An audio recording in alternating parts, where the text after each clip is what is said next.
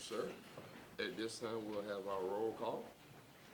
Commissioner Vesta Bill Shepherd. Present. Commissioner Isaac Owens. Present. Commissioner J. Wesley Rainey. Here. Commission Vice Chair Royce Reed Sr. Here. Chairman Joshua Darisaw. Alive and present, thank you so much. All right, so let the record reflect, we do have a full quorum today, all right? So let's move into our agenda. Do we have approval for agenda? So moved. Second. Of May 21st, 2024. All right, been properly moved and second that we approve this agenda for today. All in favor, let it be known by voice vote, aye. Motion carried, agenda approved. I approve of regular meetings from May 7th, 2024. Do we have a motion to approve those minutes? So moved. Second. It's been properly moved and second that we approve those minutes from May 7th, 2024 meeting. All in favor, let it be known by voice vote, aye. Motion carries, minutes approved. All right, at this time, I see we have a presentation from Comprehensive Plan Update from River Valley Commission. I believe that's you. How are you? That is me. I'm good. How are y'all this morning? Pretty well. My name is Tracy Hadaway, and I'm the Yes, ma'am. I'm the Planning and Government Services Director for River Valley Regional Commission. I brought with me a draft of y'all's comprehensive plan that the community and I have been working on for the past year. What we're looking for is a transmittal to us. We will send it to DCA to begin their 30-day review. As y'all know, the plan should be adopted by the county and the cities by June 30th in order to maintain y'all's qualified local government status.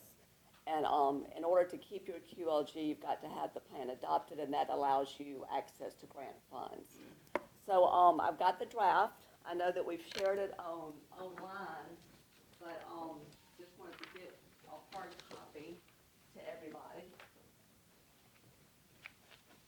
As a, to let you know about the community outreach, we did have an online survey, and I want you to ready. Thank you.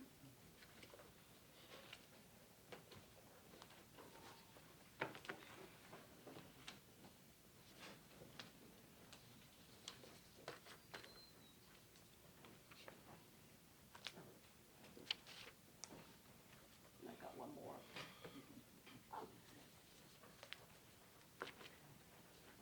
And I want to take these with you, Ms. Redding, and that's the letter for transmittal. But just some of the high points, we're required to have 2 public hearings. We had the initial kickoff. The final public hearing will be held May 28th at 6 p.m. at the clubhouse.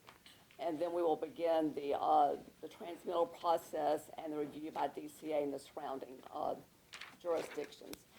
DCA might have comments. At that time, we'll reach back out to the city and make any changes necessary from DCA before the adoption of the hearing. We did have an online survey. We had about 200 people respond, not a great response, but we also did a pop-up event at one of the festivals in Arabi, so I reached out to a lot of the citizens in that area.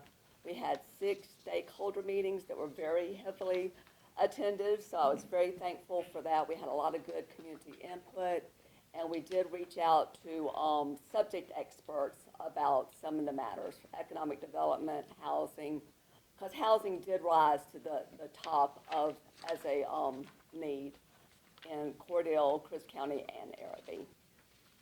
So this is a draft plan, still can take comments up until it's actually transmitted to DCA, and that will be about May 31st.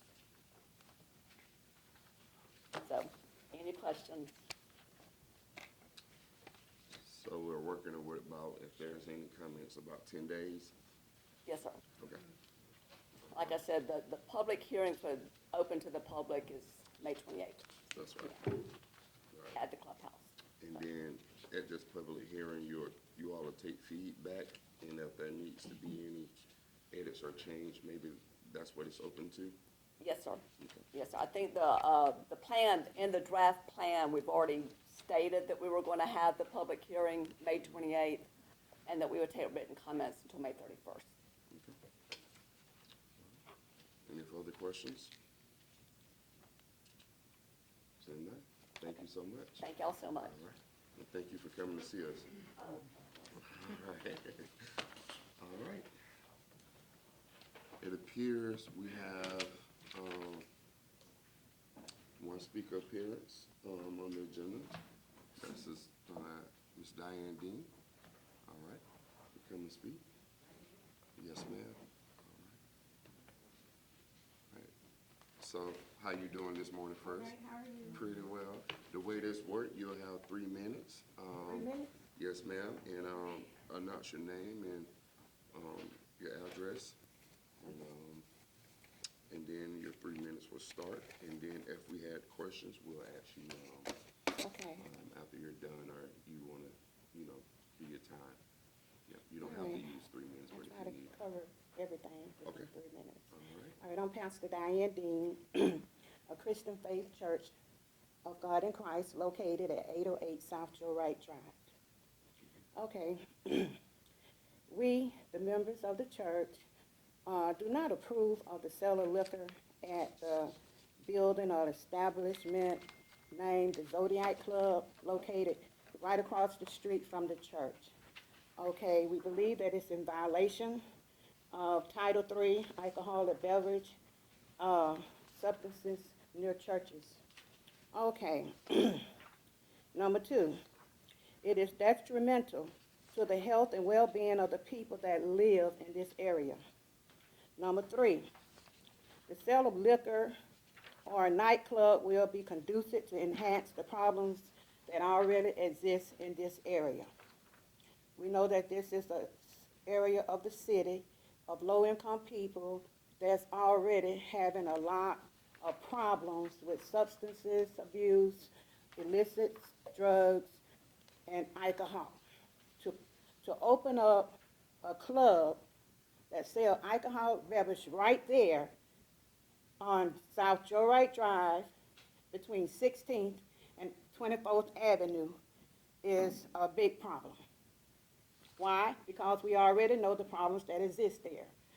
The violence, all the unlawful activities that goes on there, recent shootings on 16th Avenue in front of that liquor store where two people were shot and killed, and one within an hour on 24th Avenue where we have the sale of liquor also. So this halfway. is You're about halfway. about halfway. Okay, let me move on. It will increase violence and unlawful activities, as I said before. Okay. Number 4, it also will increase the congestion on a trucker route. We know that Joe Wright Drive is a trucker route. And before, when this club was open, I lived in that area on the corner 18th Avenue and 10th Street, which is about a half a block from the club. And the church, I've been there for about 30 years, where I'm at now. And it was horrible, with the cars lined up on the side of the street, traffic from the Legion across our front yard to this club. People was hanging out all night long. The noise was unbearable. We couldn't get any sleep. They was not just at the club. They was in the streets, on cars, walking back and forth, and that whole area was like a party zone. It was very disturbing to the neighborhood. I already talked to several residents in the area that opposed this liquor sale at this establishment. Something should be done to enhance this community or to build it up instead of further tearing it down, trying to eliminate these substances. And we know that 24th Project, right there on corner 24th, the Hilltop, the Village, with all these residents in close proximity of this Zodiac Club. We have children that are introduced to violence, nothing positive. Even if they have finished high school, they're hanging out on the corner. Something needs to be done to compel them to do better or to even build up this neighborhood You have reached and your time. encourage our young people. You have reached your time. I have? Yes, ma'am. All right, well, thank 3 you all. minutes. You can stay right there for a minute for questions. Okay. I'd like to know more about when you're talking about what should be done, and hopefully within what you're reading, you'll go ahead and kind of lay some of the things you think should be done out. So my question is, where are you going with that? And that's your opportunity to continue. Okay, well, I think that place could be used for more positive use for our young people, like a game room, no alcoholic beverage, with proper supervision, or something that we don't have in our community, like a skating ring or bowling alley, or something that can help motivate our young people in this area. They're surrounded by negativity, and this is in their environment where they live. If we need something on our side of town, right there in that area, that can change this community for the better, and our children, to encourage them to do better, that they don't have to hang out on the corner, they don't have to do drugs, they don't have to drink alcohol, they can enjoy life without going to a liquor selling establishment. And this is all in that area from 16 to 24. That is all our young people have to encourage them. So I really feel that this community have a responsibility to the west side of town, South Joe Wright, to do something. For years, we thank God for the project with Gillespie that's going on, but right up in the upbuilding of these houses and this community, trying to eliminate some of these establishments where they are hanging out in front of liquor stores and clubs, with all this unlawful activity going on and shooting. Look at the shooting been going on in this area, this very same area, with lives being lost recently. 3 in one night, one about a month or two before, and also the church itself suffered break-in. We was robbed.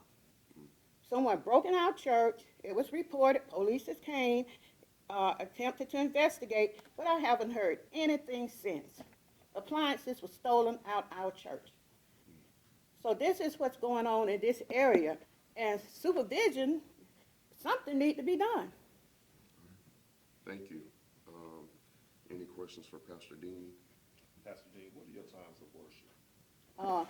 Sunday morning, Sunday school at 11, church at 12, Wednesday night at 7, and we getting back to Friday and Sunday night services. We haven't done that since the COVID. You said Friday. And Sunday night at Sunday 7. night. Okay, what time? 7. And Friday night will be 7 also. Yes. And like I said, I live right there on the corner, 18th and 10th. I grew up in this area, and it was horrible. I mean, we couldn't keep people out of our yard. We were picking up trash. They even parked the cars in the churchyard, partying on top of the cars and hanging out there. Trash was picked up out of the churchyard after every event at that club the next day. Okay. Commissioner Owens, you got to understand another question. And with your Wednesday night, with your night services at 7, is that every week? Yes. Sunday as well, every Sunday?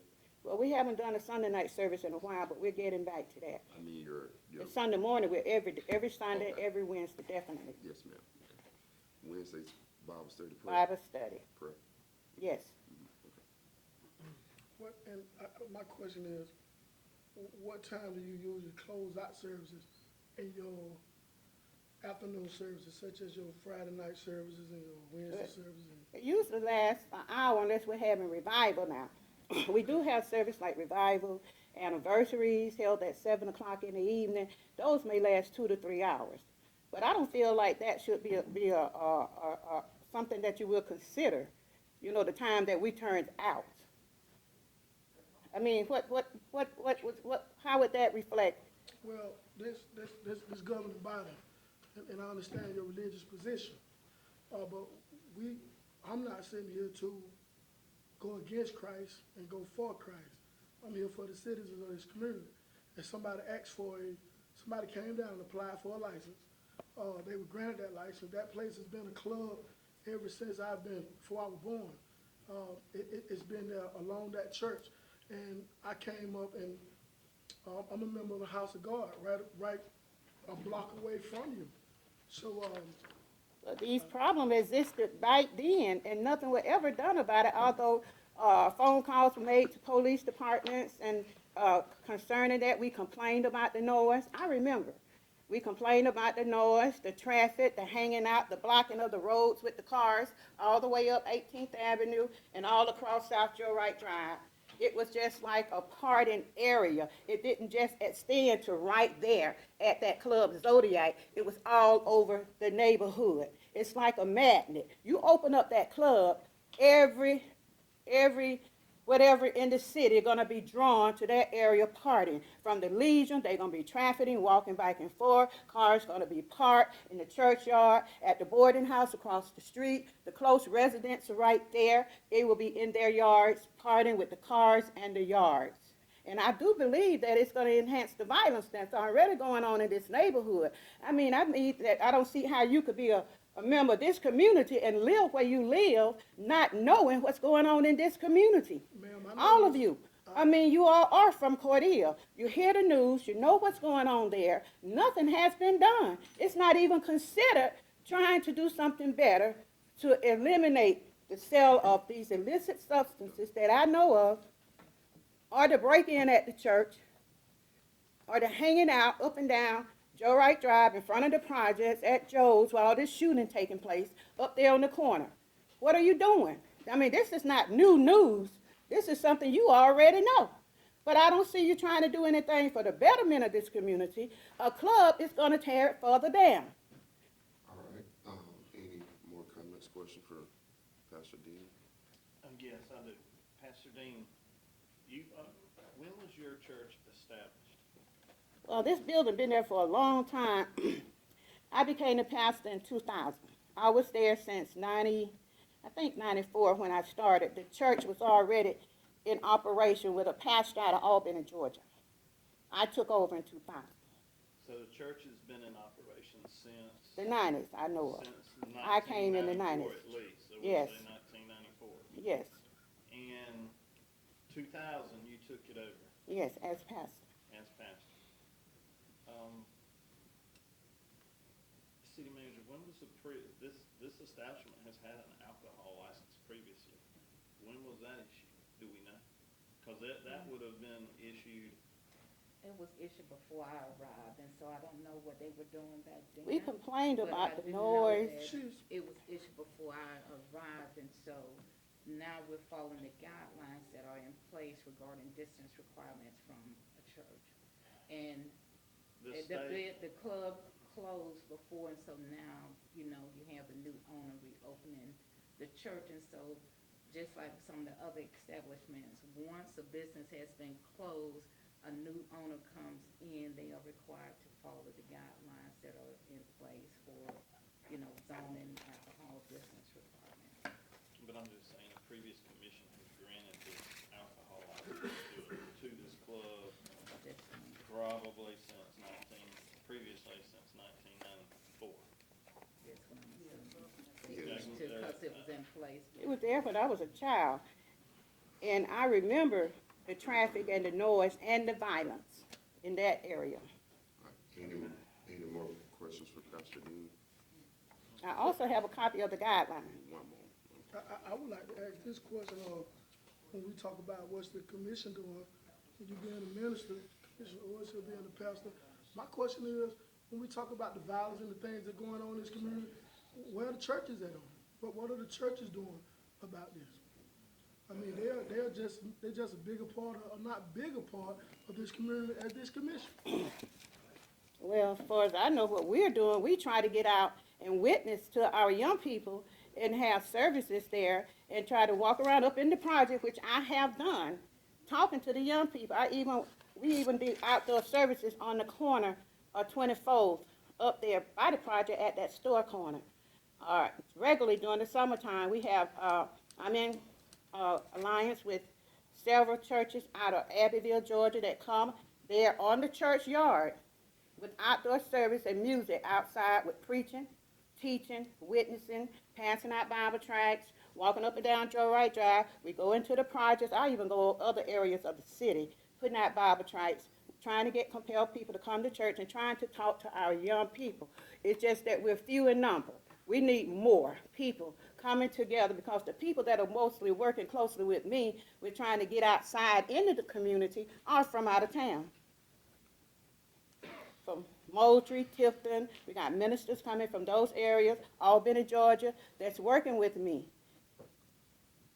on this topic. And that's a question I also ask too. Why aren't we coming together in this community trying to do something when we see how detrimental, how terrible it is, how bad it is, what's happened to our young people with all the violence surrounding these establishments that sell alcohol beverages?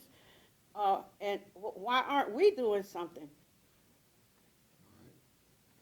Any further questions for Pastor Dean from the commissioners?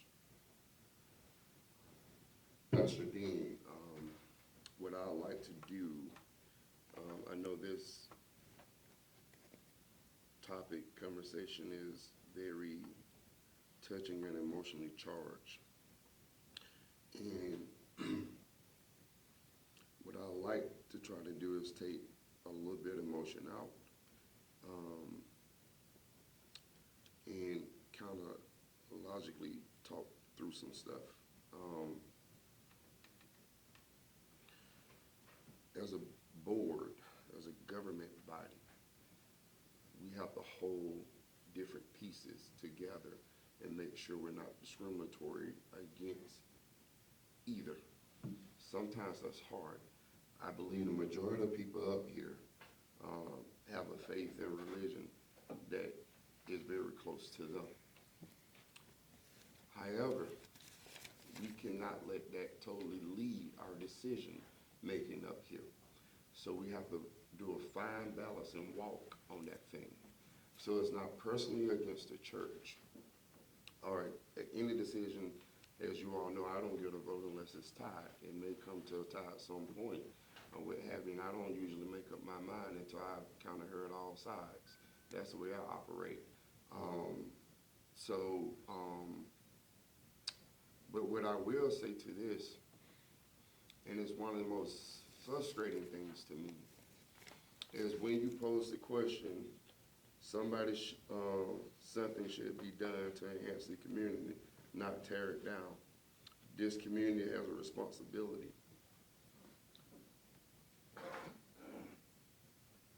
I take that very, very, very much to heart because I've now been in this seat for almost 2.5 years. And if anybody been railing that same thing, it has been me.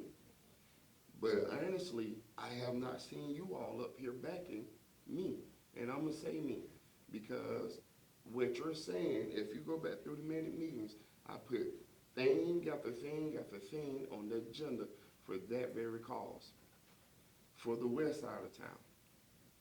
And it hurts me that back in the day when things were more discriminatory, the church played a vital role. We don't see that role anymore in our community. So as much blame as on this body, much blame go back because the church almost fell back in its obligation. And I've studied the issue, I wrote on the issue, I've done a lot. Most of the things I study is community building, racial issues, discriminatory laws, and things like that. And I think there's a feeling that we have advanced to the point there's no need. But life happens in cycles. And you have to kind of figure out where you are in that cycle. And you have to go back and start doing some things that was done in the past to get at that problem again.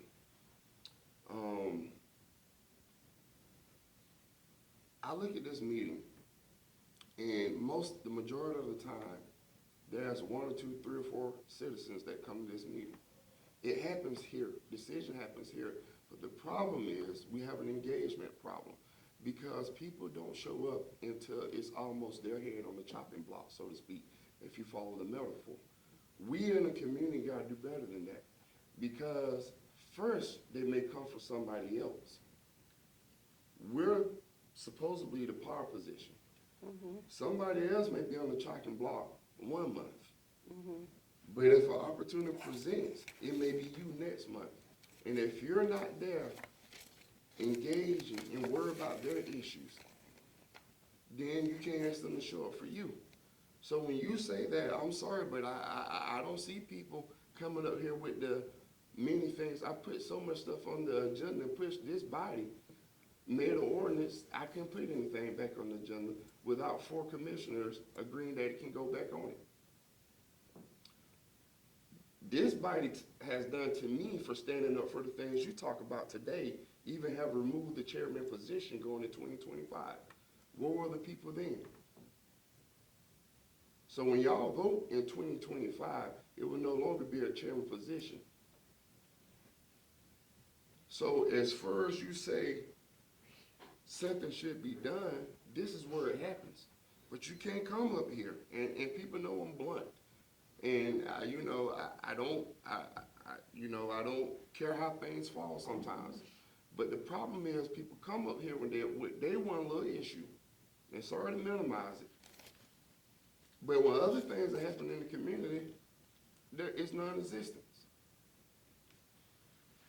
If you go back and look at the agenda, me and Commissioner Owens have voted for a lot of things without the support of the community, without the support of the other commissioners for the west side of town.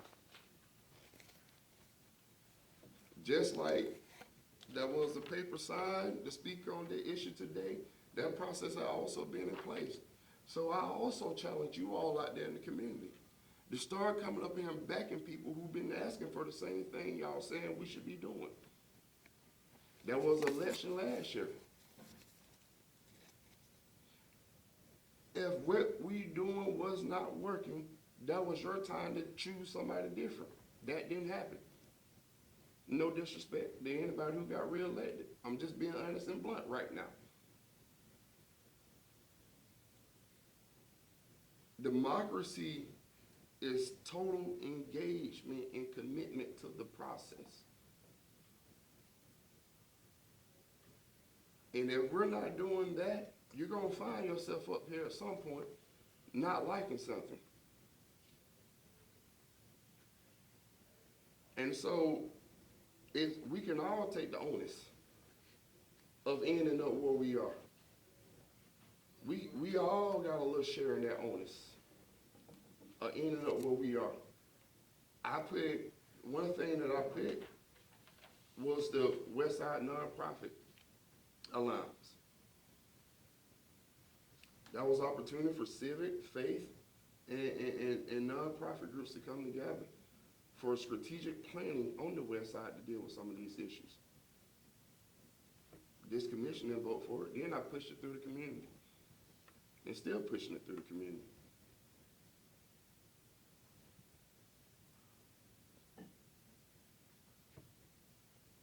My position is, when it comes to a club or a church or anything of that, that's always going to come down to personal decision.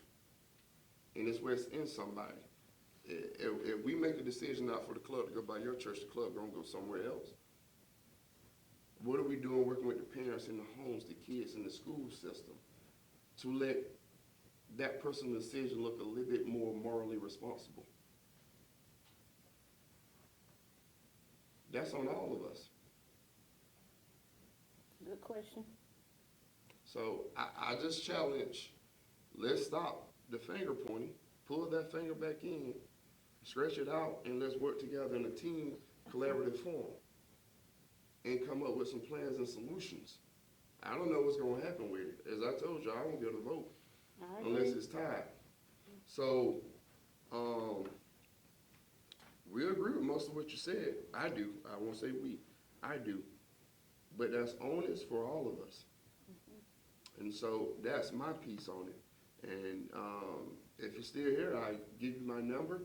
and we can talk more through how we're gonna get at these issues if that's truly something you wanna do. Okay, well, that's a good idea. Yes, ma'am. All right, any other questions, comments? Just want to say, Pastor Dean, I'm sure you're probably aware of this too, that the city manager has a monthly, meeting with the faith-based community of our community. And that's another opportunity I for wasn't aware of that. for Okay, other pastors to be able to come and sit down with other pastors in the community, that we might have an opportunity to brainstorm some of these ideas that have just been shared too. So I'll make sure that we can get her the information so that she can be there as well, and it gives you a chance to collaborate with some of the other pastors in the Okay. community. all right, then I would love to do that.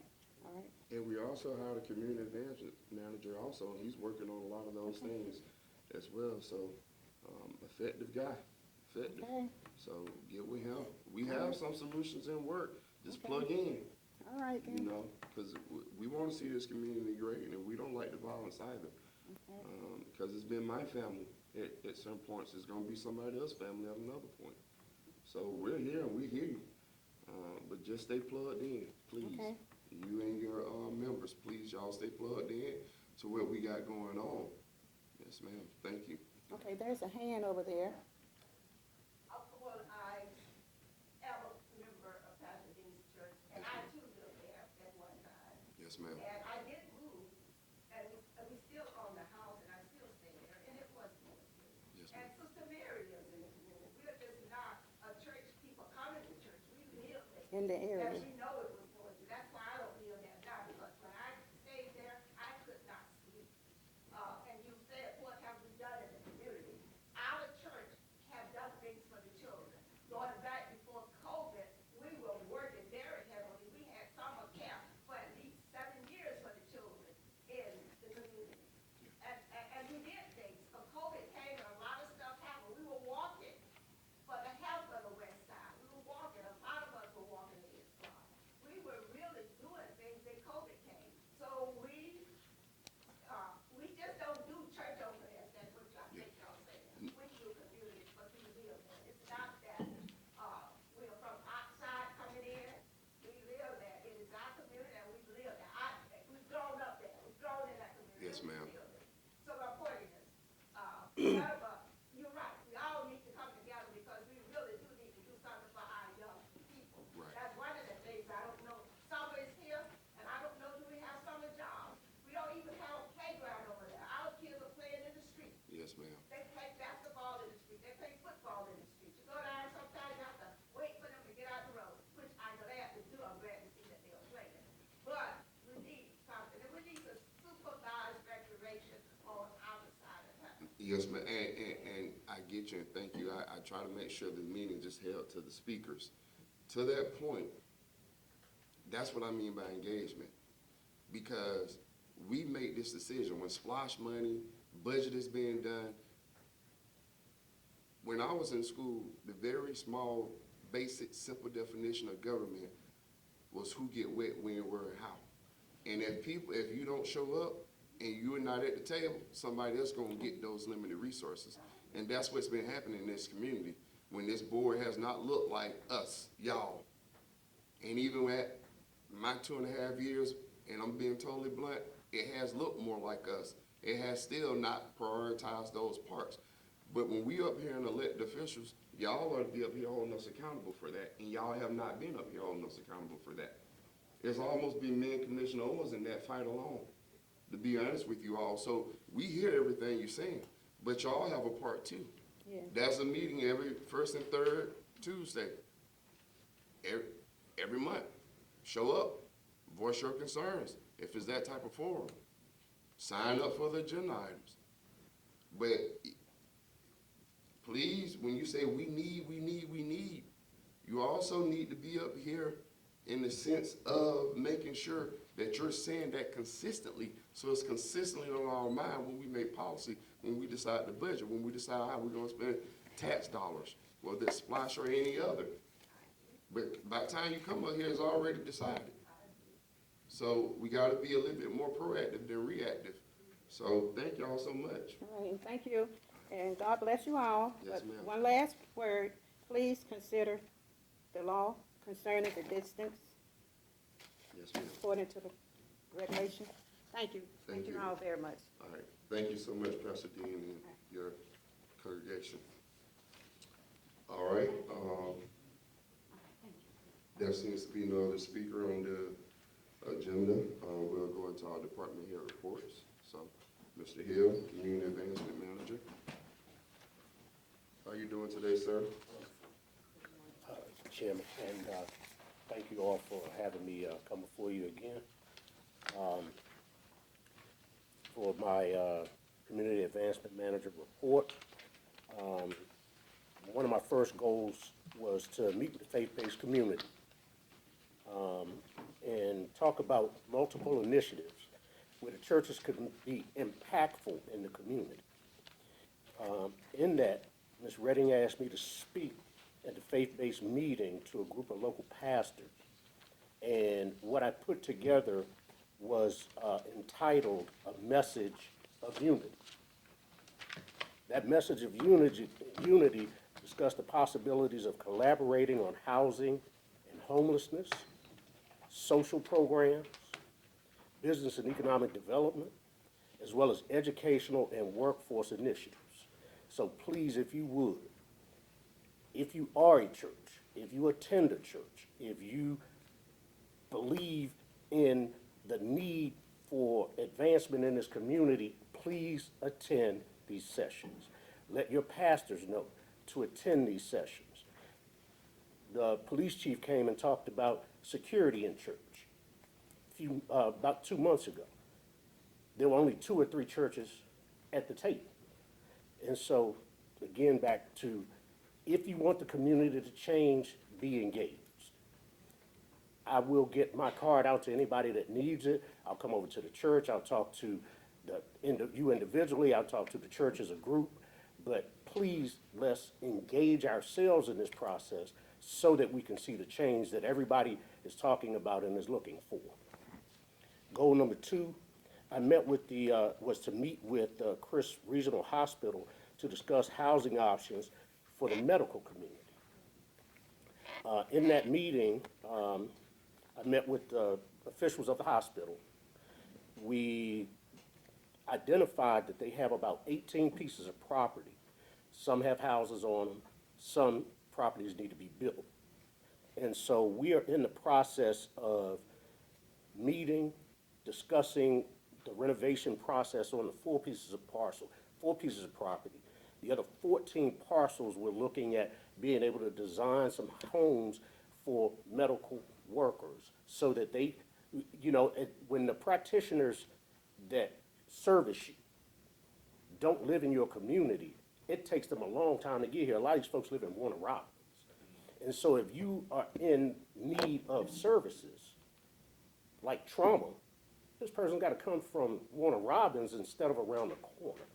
So property issues is another issue that we're working on. The hospital graciously said to me, please come work with us. But then I'm also working with developers to try and put together some of the blighted property issues while River Valley is leading us on doing community development, actually doing whole subdivisions and things like that. So know that there are some things that are working, there are some things that are in the works, but not all of those things are going to turn tomorrow.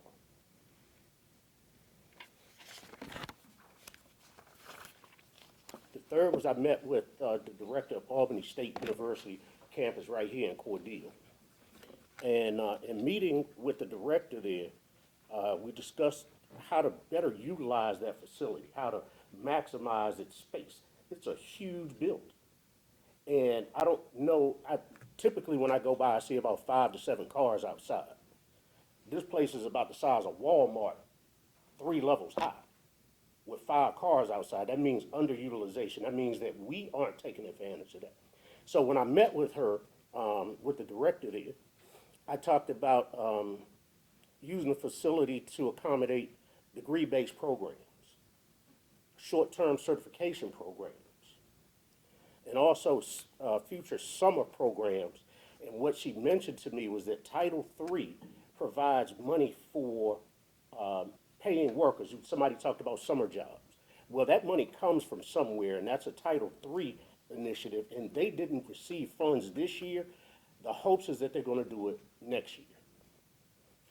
We're also looking at STEM activities, so, you know, make sure that we bring 21st century learning opportunities to the kids and the people in this community, it's not just kids.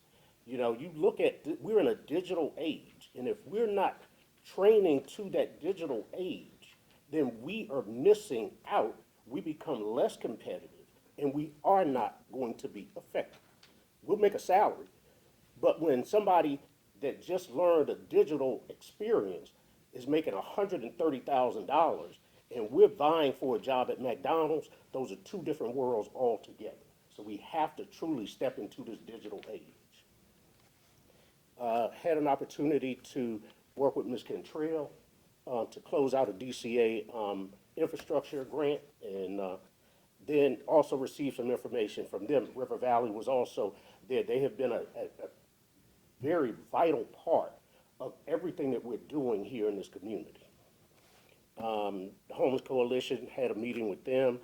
They were discussing summer programs, and one of the things we talked about was doing cooling stations, or at least places where you can go and receive water throughout the summer. If it's 105 degrees, we need to be hydrated. And so we looked at how many churches, where could we place them, and those kind of things. So those are just some things that are that I'm currently working on.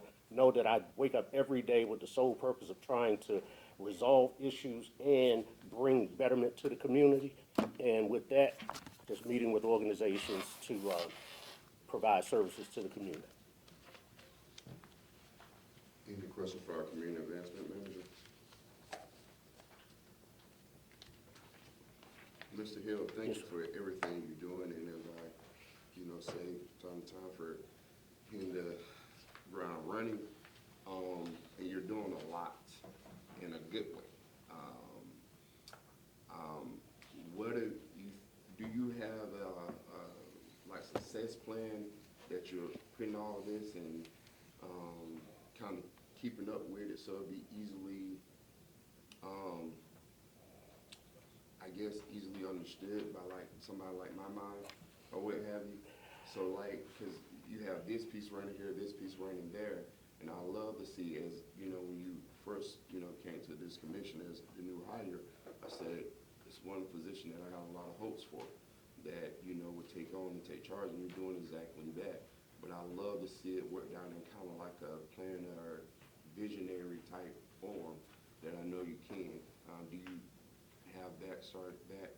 What I do currently is keep all of these items in separate folders, identified for housing, identified for education, identified, but I can put them all in a spreadsheet to be able to give you at least some timelines as to anticipated dates of when things will happen. So if it's housing, and we're talking about these 18 houses, it may be 6 months to 18 months, and give you that we're working with the hospital and things like that.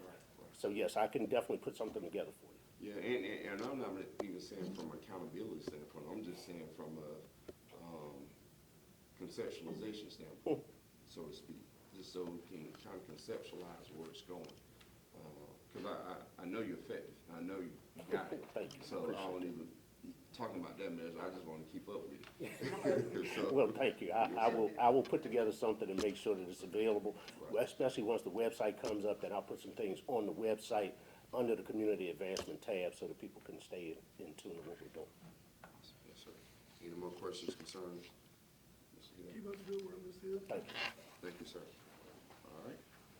Next is finance. How you doing this Good morning? morning, I'm well, how are you all? All right. Okay, you have the finance department, report.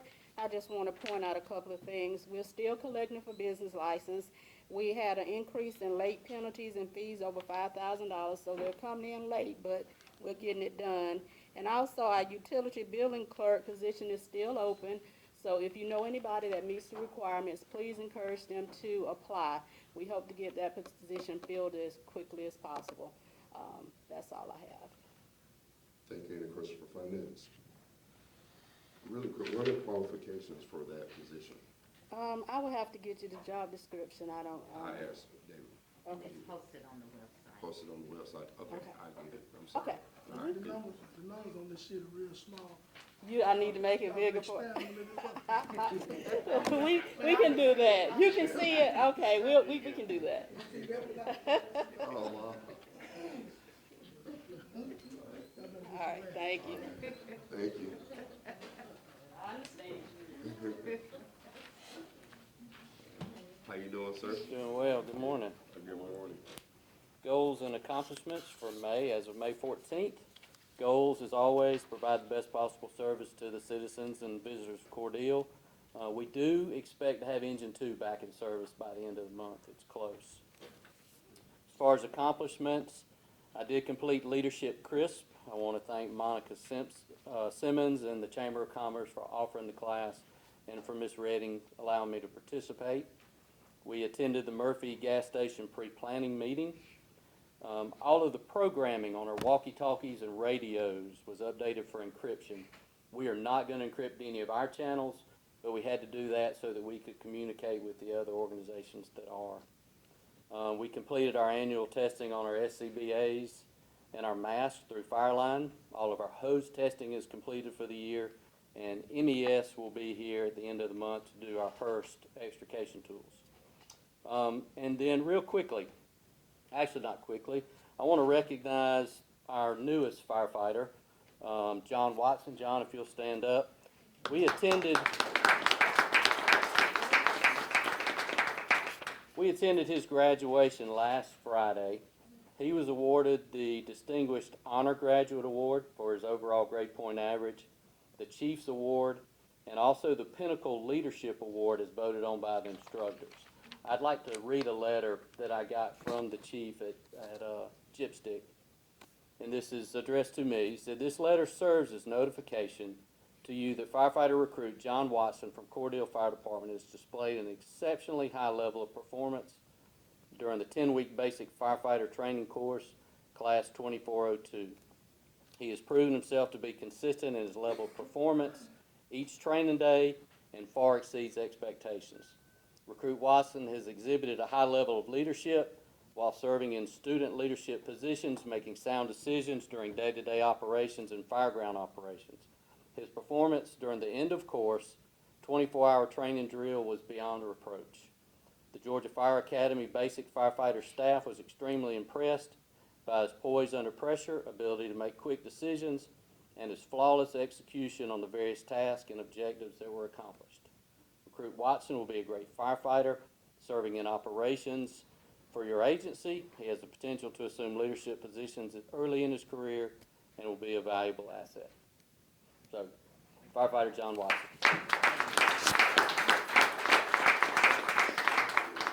Congratulations and good job. Thank you, sir. And that's all I have. Any questions for the fire chief? Chief, this auto aid agreement, has it extended from the north end, or we responding all over? Have we started that yet? Chief Postel and I are going to sit down at the end of the month and discuss that. There are automatic aid agreements in place with city and county already. We would like to come up with an agreement between our agencies and present that at a time when we can all sit down and agree on that. But those talks are in place. Okay. Like to see that done. Any further questions for the fire chief? Chief, how was or I should say, what was the biggest takeaway from Leadership Chris that you gained? The main reason I wanted to attend is because I did not grow up in this community. I wanted to know who was making the decisions, who was caring for the citizens, who was moving the industry forward. I wanted to know who those people were, the go-to people in this community. I was able to meet those individuals. The University of Georgia did a great job with the leadership presentation in the class. Some of it's review. A lot of us have been through those leadership classes in the past, but it's good to refresh your memory sometimes. So the biggest thing I got out of it was just meeting the individuals in the community that are the go-to when I need something and when they need something. Okay. That's a lot. I got so many more questions, but thank you so much for that. All right. Give me a call. We'll talk about it. All right. Perfect, all right. Thanks. Thank you. All right, Ms. Contreras, Housing and Urban Development. Yes, sir. Good morning, Commissioners. In my report this morning,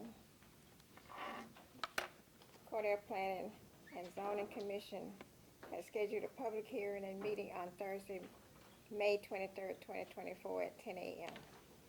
for a request to amend the zoning as, for the following described tract of land located at 110 West 21st Avenue, Cordele, Georgia.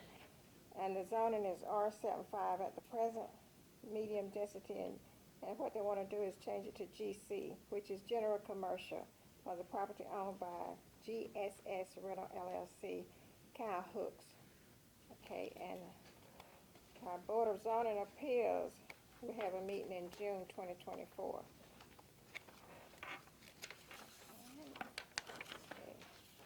Our Cordele Historic Preservation Commission will meet on Wednesday, that was amended, Wednesday, June 12th, 2024, to review and consider the following applications.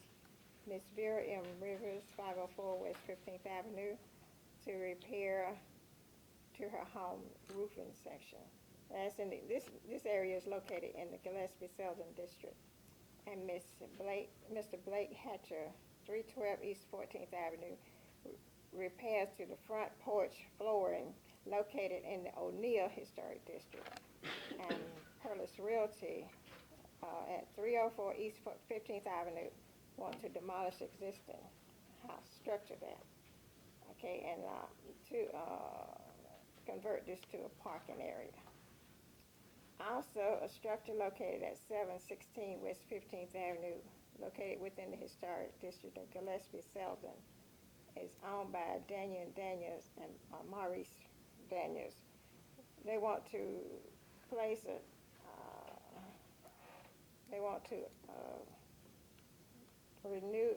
repair this house located at 716 West 15th Avenue. Okay, and our CHIP program, we got the rep here, so I don't have to speak on that. And also, the Economic Development Revolving Loan Fund is about the same, the 5 loan that we have. And that's about all I have. Any questions for Community and Urban Development? Mr. Chairman, I have a correction to the report, and this decision was made late yesterday, and I included it in my report. But the Historic Preservation Commission will not meet on tomorrow. The meeting has been rescheduled to June 12th at 6 p.m. As you all know, the HPC requested that they hold their meetings at 6 p.m. So the meeting will be held June 12th at 6 p.m. And basically, the meeting was rescheduled so that signs can be posted regarding the items that are on the agenda to give the residents in the O'Neill Historic District and any of the other areas on this that would be on the meeting, give them the opportunity to know when the meeting will be held and to come and, make comments if they would like to do so. So again, it's June 12th at 6 o'clock p.m. Thank you, Ms. Angela. Go ahead, please. Just, Ms. Cantrell, can you speak to where we are with those people who have been approved for completion of their homes to be done? Where are we with that? People who were in line to have work done to their homes? For the grant program, is that what you're speaking of? Yes, ma'am. We don't have any. We're waiting on we're waiting on the funds. Can you speak to that? It's, well, I'll be admitted to say it's not River Valley Regional Commission that's Right. doing that for you, it's Southwest Georgia. Right. And that's what, Southwest Georgia Regional Commission. that's why. They're our counterparts. Right, that's why we get this. And we just received, returned work to Ms. Brenda Wade for a house that is on the list for current funding. Right. We were awarded funding for the upcoming year, and so after all of the paperwork and other documents that are required to be submitted, we from my, conversation with Ms. Wade, those projects will begin early to late fall. But on the current funds for CHIP, we're on, I think, the third or fourth house. I just asked you because I know that that's been a constant question that's been Yes, asked, so of we have a course. chance for the public to be able to hear and help you understand that's where we are with that, so thank you for that. Yes, sir. Thank you, Ms. Control. Yes, sir. All right, HR. How you doing, David? Good, how are you? Pretty well. Mr. Chairman, Commissioners, good morning. You have my report in your packet, and I'm gonna be fairly brief, just a couple of items to cover. It's been reported in previous meetings, but I'm gonna touch on some of these. Had the opportunity to meet with Cheryl Musel of Mop Dog. Keep saying this over and over again about our workforce needs assessment. However, I received the final recruitment package yesterday by email, about 6 o'clock yesterday evening. I've not had the opportunity to sit down and go through it thoroughly. Just took a few minutes this morning looking through it, and it includes things like rack cards, posters, recruitment materials, social media and website postings that we can utilize. So I've been working with Mr. Smar to see about to see where if we can implement this into our new website development as well. Of course, we're going to enter or review it with the city manager prior to that as well. Last month, I had the opportunity to attend the advisory committee meeting at South Georgia Technical College. This opportunity twice a year we get to sit down with the facilitators there at the technical college to advise them of some of the issues that we have, some of the needs that we have, so they can amend their curriculum accordingly to assist us. It's a round table, so we can discuss some of the issues we're having and some of the resolutions that we've come up with. And then most importantly out of that meeting was the opportunity to enroll in the WorkSource Georgia portal, which allows us to post our job openings with the technical system of Georgia.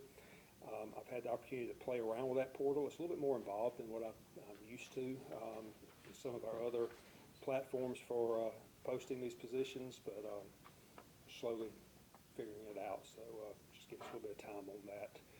And then we entered into our agreement with Emory University last month with the Go Sun Smart Georgia Safety Program. All the information has been sent to Emory that they require from us as far as agency size, those who are working outdoors who may be exposed to sun and heat related illnesses.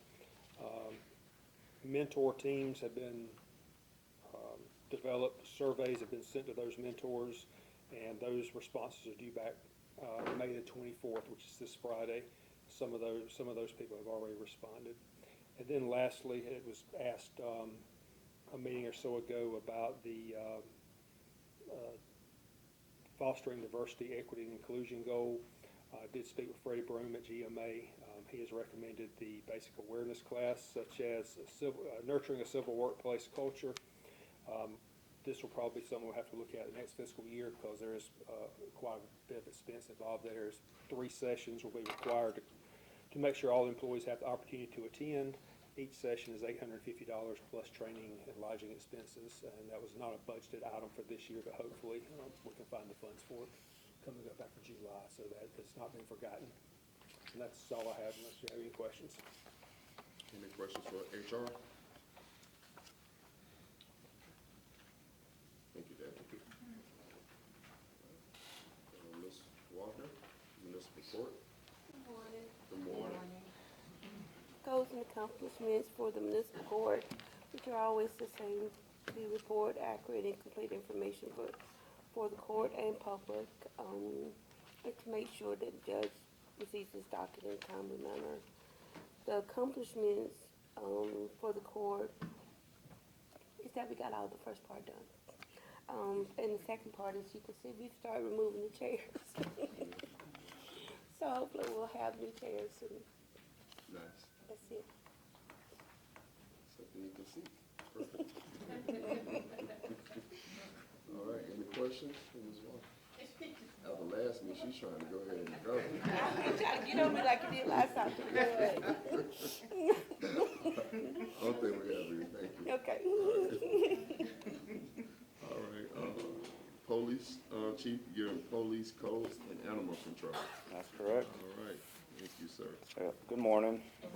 All right, the goals and accomplishments, I'll just hit the highlights. You got the report in the packet.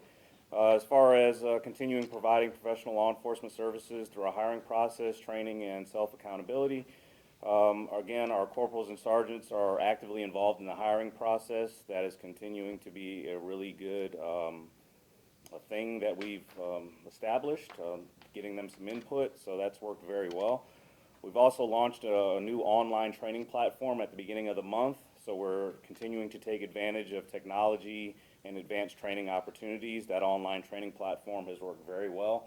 It gives officers the opportunity, the flexibility to take advanced training at their leisure. So it reduces overtime, but it also still provides them with advanced level training. So that's been very successful. As far as number 3 on our goals, I'm skipping over number 2. We just continue our community advancement through community events. The event committee is currently working on another coffee with a cop. Those have been successful, so we'd like to continue that. So they're working on that. We also end our second raffle, which is for a gas card, on the 22nd. There was some questions as to whether or not we have a license to raffle, and we do. So that should ease anybody's fears on that. And also, we're looking to start another raffle up. Proceeds for these raffles do go to departmental funding these community events. These events aren't free, so we have to fund them somehow. And as far as manpower, I'm really pleased to announce that over the past 4 weeks, we've filled 4 positions. So we currently only have 3 more positions left on the road. That's a big change, I should say, from where we were just a few months ago, so we're very excited about that. Later today, we're also looking to offer another formal job offer to an officer that is currently certified, so that'll be 5, hopefully in 4 weeks, so we're definitely encouraged by that. And not to forget, we also have a cadet that's currently in mandate, the police academy. He's in week 8, so he passed firearms successfully, and he's on to more training. That's all I have for the police department. If you have any questions on the police department. Not necessarily. Anyone have questions on the police department first? Chief, I would like to know that if this new ordinance is passed, are we equipped, we have a police department, we have the manpower to take on this? You're referring to the alcohol ordinance? Right. I mean, I have concerns. I mean, there's no doubt about that, obviously, As you- with as you previous should. clubs. As you should. I've voiced them in the past. I continue to voice my concerns. As far as the manpower, I mean, crime is one of those things that ebb and flows, and it's dependent on a lot of different factors.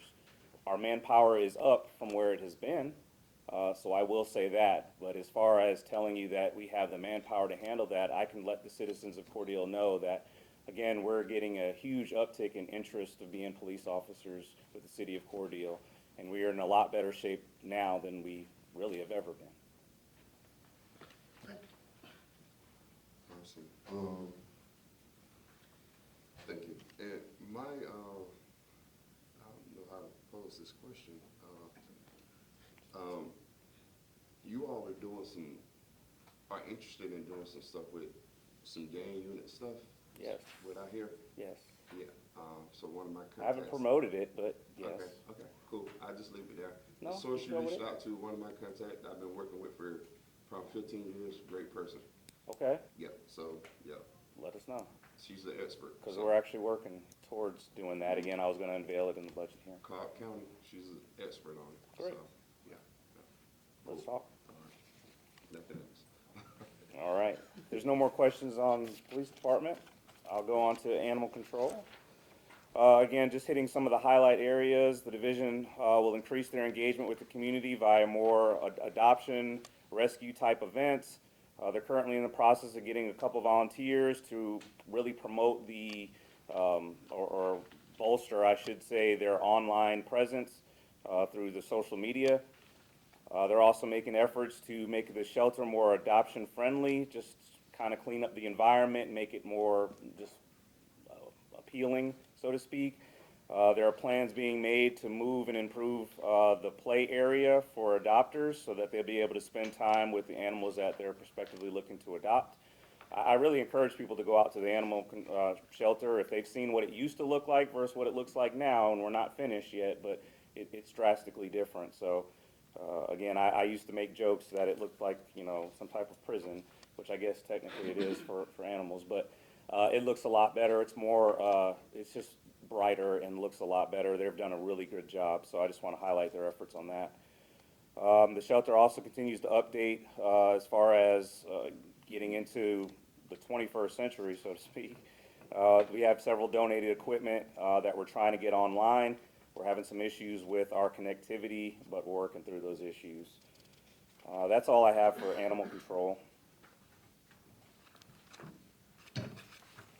Unless there's any questions. If not, I'll move on to codes. As far as Code Compliance Division, again, we always try to engage with the community just like every other division in the department. The big thing is trying to get the information out. That's been rather trying. Code Compliance team has issued multiple citations. We've had to for illegal dumping. We also continue to our efforts to educate the public on the no dumping of trash in the alleys. It seems to have reduced, but we're still having some issues. So we're still trying to enforce that and get the information out there. As far as training with code enforcement, there's a conference in September, I believe it is. So our code enforcement or code compliance, officials are going to be scheduled to go to that. So they'll have top-notch training and updated training. Codes also continues to notify owners of abandoned vehicles, blighted properties, and overgrown lots. We're also currently issuing citations for expired occupational tax certificates. And that's all I have for codes. Well, as far as, I do want to highlight, I always forget it, the permitted commercial construction projects, nothing has changed on that, but I've included it in the packet so you can compare it. So that's why I didn't say anything on it. I always forget that. That's all I have. Any questions for codes? Yes, Chairman, I got just two questions. Sure. On the animal shelter, is there gonna be anything in the budget process for some improvements out there Right now, we're doing it within our budget. within the budget? Right. I like to try to first look at creative ways to try to do things within the budget. I understand funding is tight. So with the police department, with codes, everything, try to do things within budget. And if it's just something that we can't do, that's when I'll present it in the budget hearings. But so far, we've been able to do things within our current budget. I just noticed something, it always says full, so. That's one huge thing. We're going to eventually need to expand. We're always full. As far as the intakes that they get at the animal shelter, it's always high. So, you know, it's like a revolving door there, but it's always full. But they do a great job of just trying to adopt out and trying to bring awareness to, you know, taking care of these animals. I just know nothing's been spent that way in a long time, so Right. that's why I'm questioning it on size and capacity. That's something we've thought about, we've looked into. I was trying to get quotes for this budget. I can tell you that it's going to be expensive. It's going to be something as far as expanding the shelter. I have numbers. I have some rough numbers. I haven't included it in this budget because we're just trying to revitalize and trying to use what we have currently. But it's a lot that goes into why the shelter is full. It's more than just a space issue. I feel like we can expand it and we'll still be full. So we're trying to address those other issues before we're looking for more funding. Okay. Next question is on codes. I mean, we've all discussed about housing being a problem. And there's been no residential building permits issued residentially this whole year for a new house in Cordele. I don't have those numbers. I don't think that sounds accurate, but I don't have those numbers. I can get them for you, though. You said residential permits? Well, residential construction, the only Construction. one there, so I would think if a new house is built, it'd be sitting underneath there. Well, Those are mostly commercial. I know there is a residential section. I'll look into that and get back with you on that. Okay. I'm glad you brought that up. Question. I'll get you those numbers. I know there's probably remodeling, much of this is remodeling, but I remember. A lot of it being is. one on Fleming that was under here, or it was under the Right, and you never had a follow-up as far as what was done with that, or? Because a lot of times things drop off of it once the work is done, it's no longer on that list. So that might be why it's not there, because it might have been finished, but again, I'll look into it. Well, I know that, I mean, over here on completed jobs on residential, it lists the ones for 2023, Mm-hmm, which are completed. okay, And there's several, there's four. okay. Four. And You said it was on Fleming? I'm coming off the top of my head, but I think that was under the pending part. That's fine. And then usually once it goes from pending, it moves to permitted under residential. No problem, I'll get you an update. Okay, thank you. Mm-hmm. That's all I have. Any further comments for codes? Thank you, Chief. All right. Next is Public Works. Hey, how you doing? I'm doing well, I hope y'all are. All right. Good morning, everyone. Good morning. I'm filling in for Steve this morning. We just have a couple of highlights. Let's see, the public awareness, customer, non-customer effective public message is being prepared for mailing. That's gas. That's our gas superintendent, Tina Bearden. Is that once a year or twice a year that goes out? The message goes out twice a year, once a year to our customer and non-customer living along the pipeline, which is a large mailing, about 7,000 pieces of mail. The second one will go out at the end of the year, and it is to our customers only. Okay, just wanted to clarify. She's the gas superintendent, she knows gas. We know. Well, We had the pleasure. yeah. And also, the gas department, one of their new goals is to update their mapping system as services are removed or services mains are added. They go in there and they make these notations on their map so they can make sure they have accurate information, size, type, length, and that type of thing. Also, we have one, I guess you could call it an accomplishment, the manned dump facility that we have across from Public Works. We have hired an employee specifically for that. The hours will remain the same that they've always been, which will be Thursday, Friday, and Saturday. This guy used to work with Waste Management, so he knows the difference in C&D and household garbage, and so hopefully we'll see a difference right there, because before folks that have been there have been allowing just anybody from anywhere to dump anything, and we've had some C&D charges, and hopefully this is gonna stop that. So, that's about all I have, unless y'all have a question for Public Works. So, any questions for Public Works? Yes, Chairman, one question. I noticed the alleys are being scraped and they looking better. Right. Because I've been down some of the alleys, checking out some of the debris issues.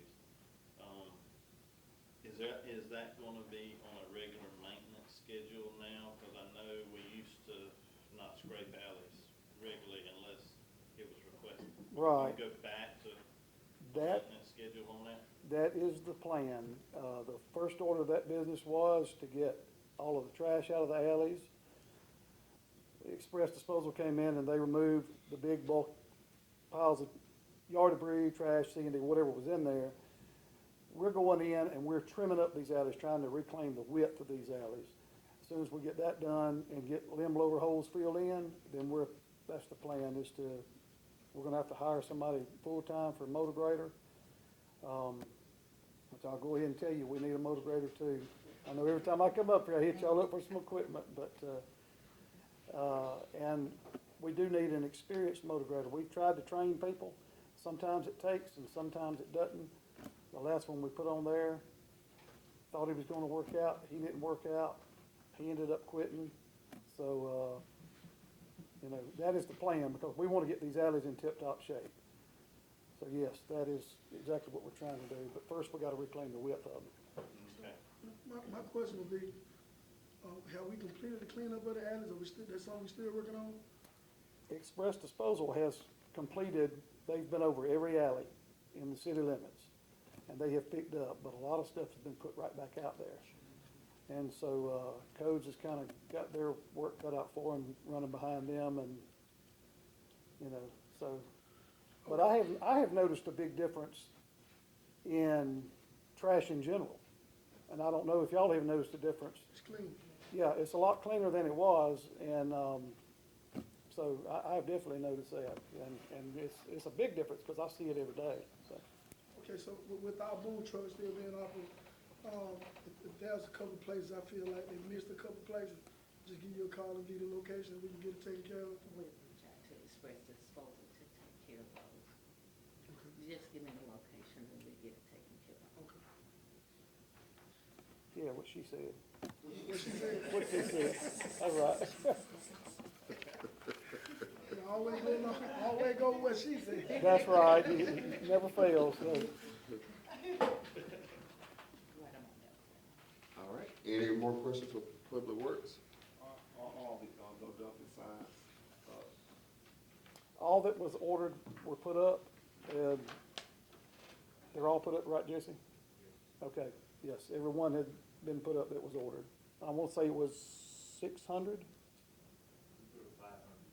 Okay, so do we still have some areas where we can put them up?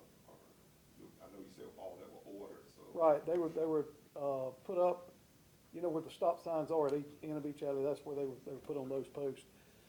Which was the best way to do that, to keep from ordering another 600 posts. So utilize what's there. Nice. And my only question is, are we still lowering the stop signs?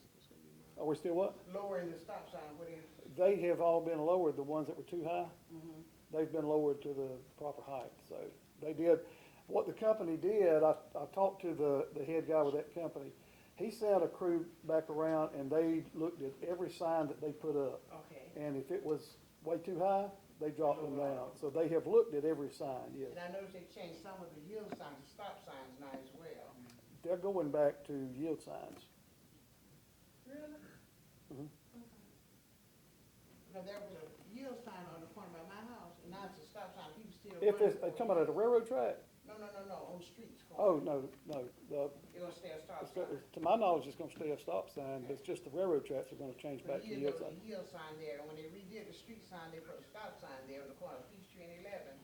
And they still think it's a yield sign because they're running. And I've seen almost several collisions, but there's a stop sign there now, not a yield. Okay. Does that need to go through public safety to decide whether that's changed, Ms. Redding? I don't know. You're talking about, Peachtree and 11, right there on the corner of my house. There was a yield sign there for years, and when they redid the stop sign, they put a sign, the stop sign, not a yield sign there. And people still think it's a yield sign in their head, and they, they're running it. but one is yellow, one is red, so, one is yellow, one is Right, red. I know, but it's still in their head. Depends on what height it is. Yeah, Some that's are It 10 was feet. hard too, it was definitely there. Can't see that high. And I will say in that area, it should be a stop sign. It should be a stop sign. It should be a stop sign, so the stop sign should remain there. And you Okay. know, we've had discussions regarding, 7th Street and, going on around to the farmer's market. And so we have stop signs in those areas. Okay. My last conversation with GDOT is that, there's not enough activity there, accidents, anything like that, to make that a roundabout in that area. Okay. So, right now, the stop signs will remain in that area as well. And the stop signs that you were talking about being too tall and people not noticing, we've had more people comment about how the stop signs are too high. So they're noticing. Right. So I thought, well, let's put them too high, maybe they will notice them. But I get you, I know what you're saying. I walk down my driveway and I look at that thing like, nah. Those that you're talking about that were too high, they were the bottom of the sign, some of them were almost 9 feet. Oh, yeah, for sure. And a 4-foot sign, that puts it 13 foot to the top, that's, Exactly. And that then is, when you place the street sign on top of that, cause I stopped at one and I had to look up, okay, this is, you have to break out the binoculars to see what road you're on. Exactly. Yeah. Nice. And one other observation, if I may, sir. Yes, ma'am. It's summertime and springtime, the trees are overlapping the streets. I think we need to take an inventory and sort of trim back some of the trees that's on the city right away, please. Yes, ma'am, we can do that. And that's what we were doing, a few months ago. Kevin Jennings, we had hired him to go down these right-of-ways, streets and avenues, not alleys. We're taking care of the alleys. Okay. But, we can certainly take care of that, though, some of these problem areas. We got some that we've got, actually got a list of. Now, with some of those though, we have a cemetery and parks division, they can't take care of those because I know those invoices are high. And if we want to use him, then money needs, we would need to make sure the money is in the budget. Right. Well, as of right now, it just so happens that, this is a good time for us to start doing that, my department, because, again, we're already down one backhoe and the other one's tore up now, so we don't even have a backhoe to use. We can use the grapple truck to haul it, and we can use the, bucket truck to go and trim, and we can just let the grapple truck haul that. So, it's not a problem at all getting it done, it's just a matter of shuffling some folks around. But if you have any areas in particular, if anybody sees any that needs to be trimmed out, please call Public Works so we can get a work order on it and go ahead and take care of it, because if we're not aware of it, we can't take care of the problem. And also, as I remind department heads, we have employees riding the city in trucks, cars, every day, pay attention to what is going on in the city and, report things. If you see something, say something. So, of course, we want the public to help us identify areas, but with all the employees that we have, on a daily basis riding the city, they should see things too and make note of it and report it as well. Right, absolutely.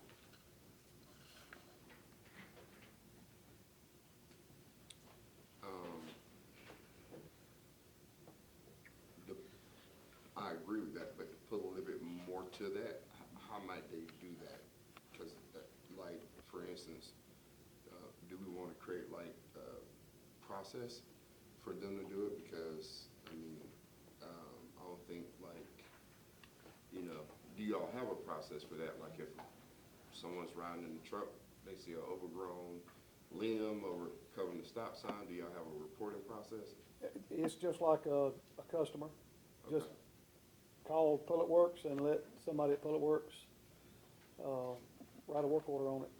Because that is key, is somebody calling to have it in writing, because if we have it in writing, it'll get done. So what I'm asking right now, is that expected of them? I don't think it's really expected. So, Some do and some manager don't. is saying now we need to let that be understood, that that's an expectation. And I don't know, I'll leave that to you all who run the day-to-day to figure out how that new thing goes. We can write a directive on that and just, Perfect, Yeah, because Yeah. it's been mentioned before in department meetings. Okay. but we'll okay, take care of it. we'll take care of it. nice. And I also tell people, when I see people in public and they say, I have a problem with my alley, I need such and such done. I know it sounds like I'm trying to get out of it, but I tell them, if you don't mind, please call Public Works Yeah, for sure. so they can write that work order and we have it in writing. If you tell me, I'm gonna forget about it between here and the truck. Right, right. And so it's crucial that it gets reported to Public Works, so we'll have it in writing. Perfect. Yeah, okay. Any more questions, comment for Public Works? See, Jackie, this week it was Public Works. Depends on what it is. Thank you. Thank you. All right, social media and marketing manager. Everybody get a chance. Good morning, Honorable Chairman, members of the City Commission, City Manager Redding, you have my report in your packet. Under goal number 3, I would like to update that very quickly. Certainly the website and the redesign of that is one of the very top priorities that we have, and that progress is beginning to pick up more steam today. The content migration continues. We've made a lot of progress on that. We had a meeting with the project manager, Kean Miller, back on the 16th. He was able to answer some questions and some concerns of the committee. And so once the understanding was made there, we were able to move forward on that. And then on Friday, this part is the update. This is not in your report, received an email from Kian that the visual design for the website is completed. It is ready to present. Now, he is going to be sending me a link on that. He had not done that yet as the meeting was being started this morning. Hopefully, I'll get that link very soon. Once I do, it will be going out to the members of the committee. It'll be at that time that we can begin to make revisions, and I'm pretty sure there are going to be several updates and revisions to that. It should be a fairly easy process, but he will be going over that with us. I did reach out to Kian with some questions that I had concerning that process, and as I said, he has not let me, he has not responded to that as of yet. And so other than that update and my written report, that is what I have for this commission this morning. Unless you have questions, I appreciate the opportunity to serve you. Any questions for Ms. Smart? Go ahead. Not a question, but just a comment. Ricky, can you give an update on number 4, the CGI video? Because I know we discussed different topics. Right. Commissioners, in your packet, under number 4, you know that this commission contracted with CGI, I believe back before I came on board, to begin a video project job that we can place on our new website when it is launched. Mrs. Redding and I had a meeting with Brittany Antonelli, who is the producer with CGI Digital, back on the 15th, and she wanted to make sure that the members, everyone within the city, also that this commission was aware of all the topics that we can choose from. We can choose 4 topics from the list that you find there in your packet. It is also my understanding, and I will get clarification on this, but it is also my understanding that we can decide on topics of our own. If there is a topic here that is not listed, we can put together the synopsis of the topic of our own and put that together and submit that for production. And Mrs. Redding will be doing the introductory video. The introductory video will be that will be put on the social media and also our current website to introduce what this city is doing with CGI. And so when the sponsorship part of that project starts, the people, businesses, local businesses and industry, and the community as a whole will understand what we are doing in that process as well.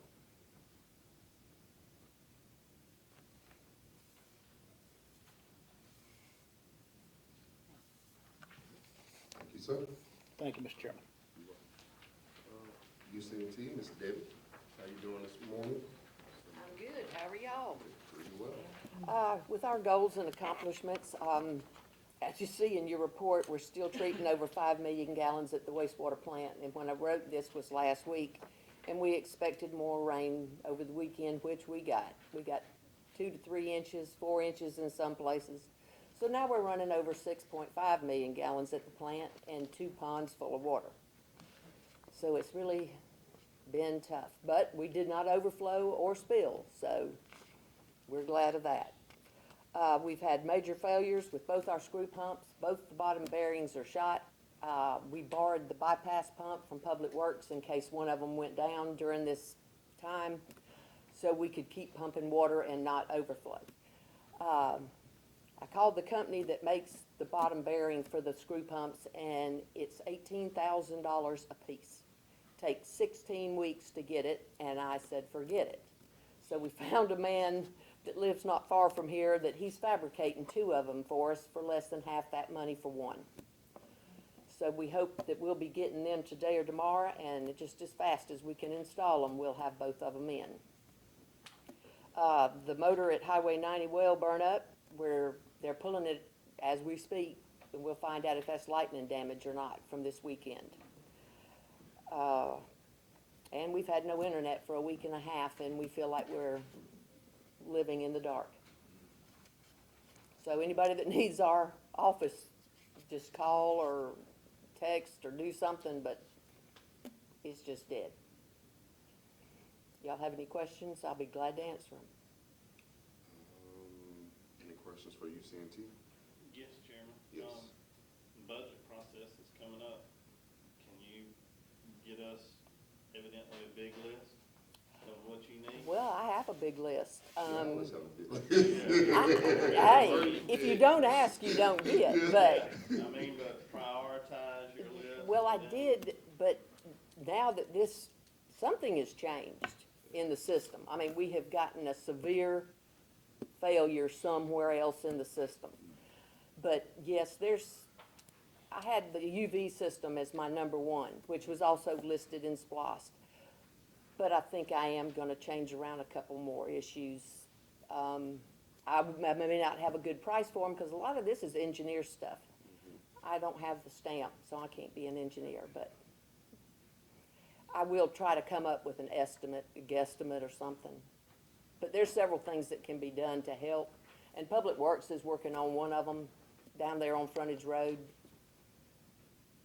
I mean, there's just other resources other than just the responsibility of the local taxpayers. I think we may need to reach higher because of the age of our plant and see if we can apply for some other, I mean, I feel like we need a whole new water treatment plant, but I can't just go and request this Right.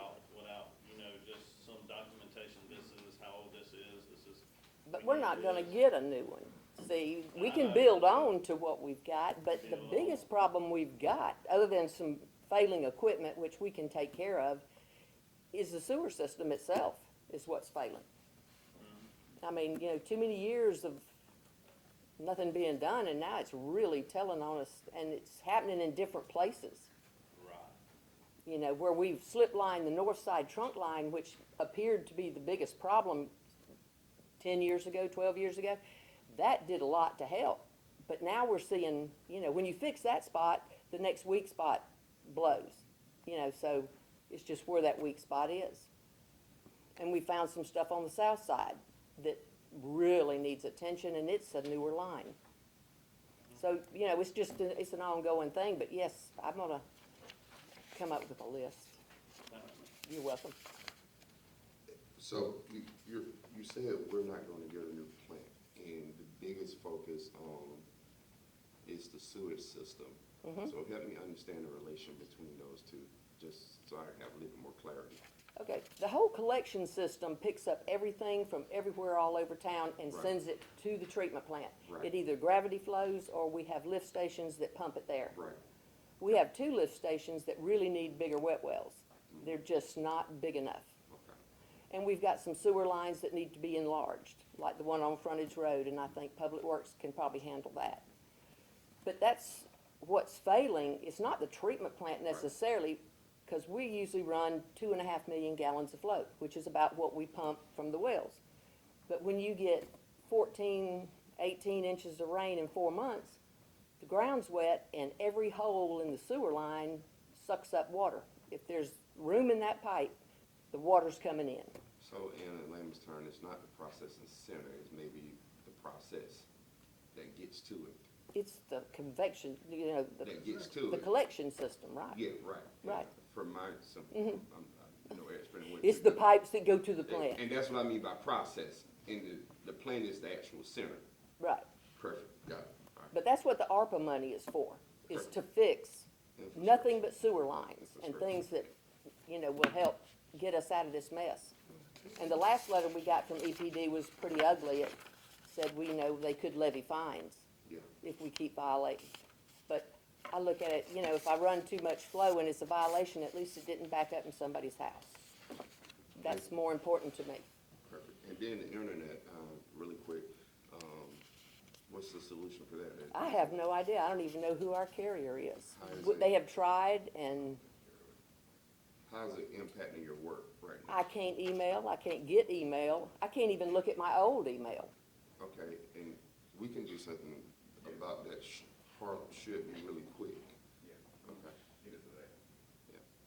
I The worst hope thing so. we want is you missing a critical email from Oh, yeah. somebody, yeah. Okay. Just two. Can you tell us again how long you been down? It started going in and out, not this past weekend, the weekend before. So it's been 9 days. So Bobby, is it a provider issue or something? It's something with the fiber, we're working on it.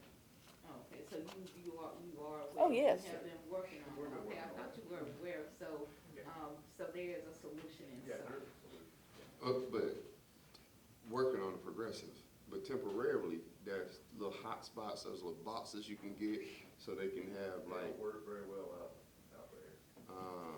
We're down in a hole. yeah, I know, but, The residents up there have issues as well with internet. I have heard that, they do too, so. It's just been really inconvenient. I can check my email at home, but that doesn't help me all day long. that's right, okay. Nice. All right, thank y'all. Thank you. Okay. With that, that concludes our department head goals and accomplishments. We'll go into our specific agenda items. First on the list is a proclamation for National Public Works Week, May 19th through the 24th. I don't know which one our residential readers for our commissioners are going to read it. Commissioner Owens, all right. So, yes, sir. Thank you, sir.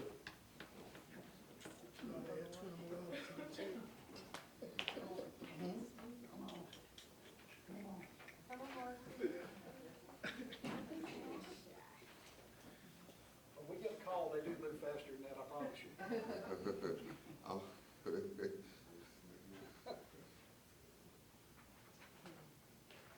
It's probably more like they're not used to sitting down.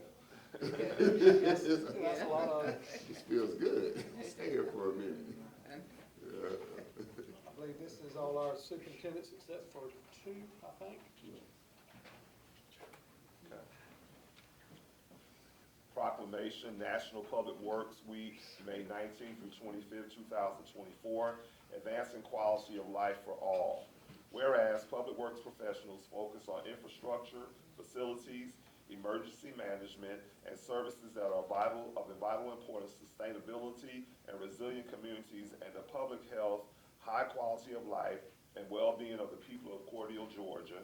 And whereas these infrastructures, facilities, and services could not be provided without the dedicated efforts of public works professionals who are federally mandated first responders and the engineers, managers, and employees at all levels of government and the private sector who are responsible for rebuilding, improving, and protecting our nation's transportation, water supply, water treatment, and solid waste systems, public buildings, and other structures and facilities essential for our citizens.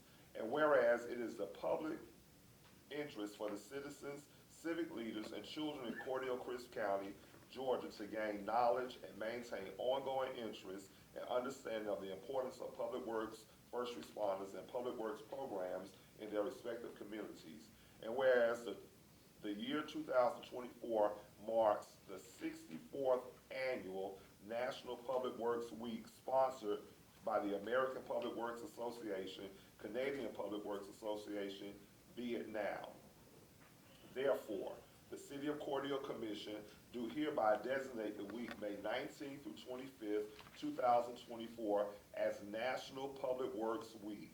We urge all citizens to join with representatives of the American Public Works Association and government agencies in activities, events, and ceremonies designed to pay tribute to our public works professionals, engineers, managers, and employees, and to recognize the substantial contributions they make to protecting our national health, safety, and advancing quality for all life. This 21st day of May 2024, City of Cordele Commission. Joshua Deriso, Chairman. Royce F. Reese, Sr., Vice Chair, Ward 2. Commissioner Vestaville Shepherd, Ward 1. Commissioner J. Wesley Rainey, Ward 4. Commissioner Isaac Owens, Ward 3. Congratulations.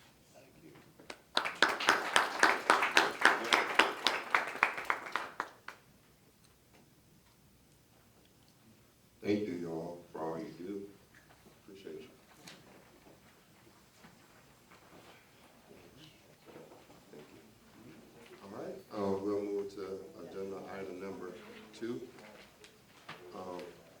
consider and approve alcohol license reviewed by Chief Hurd, already, and this is for, Quick Trip, 2110 East 16th Avenue. Do we have a motion? So moved. Second. It's been properly moved and second that we consider and approve alcohol license for, Quick Trip. All right, any discussion? Seeing none, we shall proceed to vote. Commissioner Rainey? Yes. Commissioner Reeves? Yes. Commissioner Owens? Yes. Commissioner Shepherd? Yes. All right, motion carries. Alcohol license approved for, Quick Trip 2110, sorry, East. All right, agenda item number 3, rescind alcohol license approved for Club Zodiac. Do we have a motion? Motion to discuss. Okay. When we say rescind, is that to take away the license? I think your motion is appropriate for what you want to do. So, motion to discuss. So, in effect, I think the way that works is you're saying you don't want a motion to rescind, you want a motion to discuss. Right, I was just asking is to rescind it, is this to take away the license? We already approved the license. Yeah. I guess what I'm asking, are we taking away the license? That's what it rescind, yep, that's got what's worded on the agenda. So, your motion is to discuss, not rescind. Right. Okay, so, there's a motion to discuss alcohol, license approval for Club Zodiac. Do we have a second? Second. All right, it is second that we motion to discuss the alcohol license approval for Club Zodiac. All right, there's a motion and a second, all right. And, we'll open discussion at this time. I'm just trying to figure out why we're rescinding. Any background?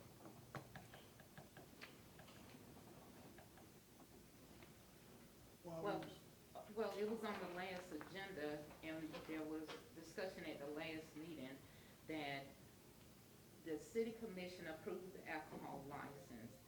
And then, there's a church that is located across from, Club Zodiac. Now, the address that was listed on the application, it was a address, I think, on 19. my church. That's, and that's what you all approved, but then after that approval, discovery was made that there is a church across from Club Zodiac, and so that's why it was placed on the last agenda, and it was tabled for discussion, you know, and it was brought back, placed on this agenda to rescind the alcohol license.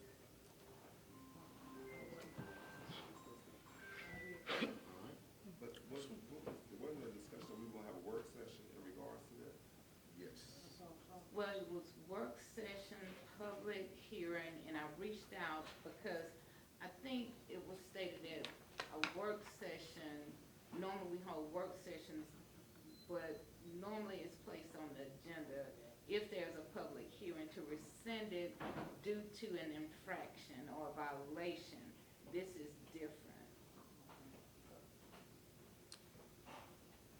So did we not ask our attorney to see the procedures of what we should, how we should follow through on this? I believe that'll be We four. did, and I did, reach out. City manager and I have talked about this many times, and really moves 3 and 4 are related. 24 regulated. So so if we rescind the license here and approve number 4, Zodiac will be able to go back Yes, sir. and apply for the license all over again. Remember, talked about the distance requirements, and we have historically used the same distance requirements for on-premise consumption as we do for package sales. But the law provides an exemption. It's 3-3-21B3 that gives cities and counties the right to regulate the distance requirements, or establish the distance requirements for on-premises consumption between churches and schools. And so, to give you an alternative, what we've done here in this ordinance is establish a 75 feet distance requirement between an on-premises consumption bar and school. You know, and I've done this a couple times, not with regard to bars, lot of times when you're redoing a downtown, the older churches in town are right downtown, and you wanna have some sort of area that will attract restaurants from downtown. It's pretty difficult for upscale restaurants these days to operate without alcohol. And so this says there's no distance requirement between a restaurant, which you guys will find as 50% of your revenue for food. And you have another definition for a bar, which is the revenue comes from the sale of alcohol. But you can establish the distance as you see fit for both of those things between churches and schools. And so number 5, and what you put together in this ordinance is to, I guess, make the distance requirement shorter for Yes, ma'am. bars. 75 feet. And that's on 4, right? It's number 5. Yeah, item number 4, but it's number 5 in the Right. ordinance. But, and so with that said, though, this will, if approved, it's not just for Club Zodiac, this would be standard across the Yes, city for certainly. everybody, for The bars and ordinance is clubs doing to it, be yeah. within That's right. that said distance. So that's a policy decision you folks will just have to make. Okay. Chairman, I don't think we can make this decision. I think it should be tabled for at least 2 meetings because that's an ordinance and it would take 2 readings.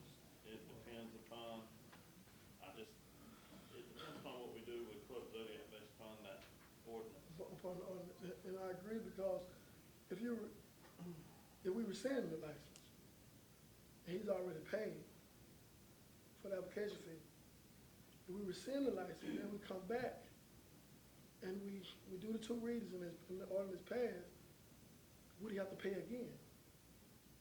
No. No, he's already paid. Okay, because he won't have to do a new application. Because He's already if we rescind the license, now we're saying, no, you can't have a license, right? Right, based on it being in close proximity to the church. Right.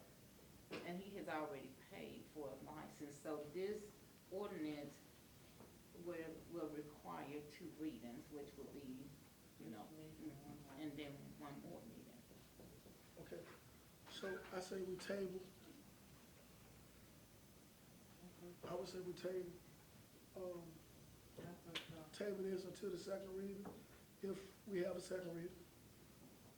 I want to make sure I understand, so I can take notes and make sure I I have think it what correct. he's saying, we'll table the rescission. Yeah, because if we rescind 3 years. Adopt this ordinance on the first reading. Yeah. Right. So table number 3.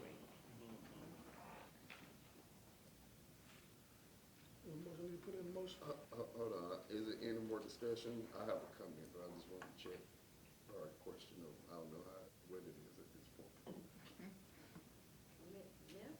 Yes, please. Okay, as far as him filling out another application, he would have to fill out another application. That's what I'm But concerned not about. But not pay. Right. Okay. Not paid. It'll that be in was the my bank. His money would pretty much be like in the bank, so to speak. Right. Credit, so to speak. So that was my only issue. So, we're gonna table number 3? That's what we're thinking right now? Well, if she said the money in the bank, we can rescind it. My question is, if number 4 is gonna, number 4 is gonna take care of this anyway, Right. why do we even have to rescind it? That's the point. And what I'm worried about is, once we rescind, well, I want to talk about this right now, because if we rescind, there may be some, Yes, sir. you legalities. get what I'm saying, Right. attorney? I know exactly So what you're I'd saying. rather we just maybe not leave it alone, let number 4 take care of it. Because we may open ourselves up, am I somewhere along that line, city attorney? We're gonna open ourselves. Yeah, so I would say just probably leave that alone, and I think number 4, take care of it, because then there's on record, so to speak. Yeah. So there will be no action taken on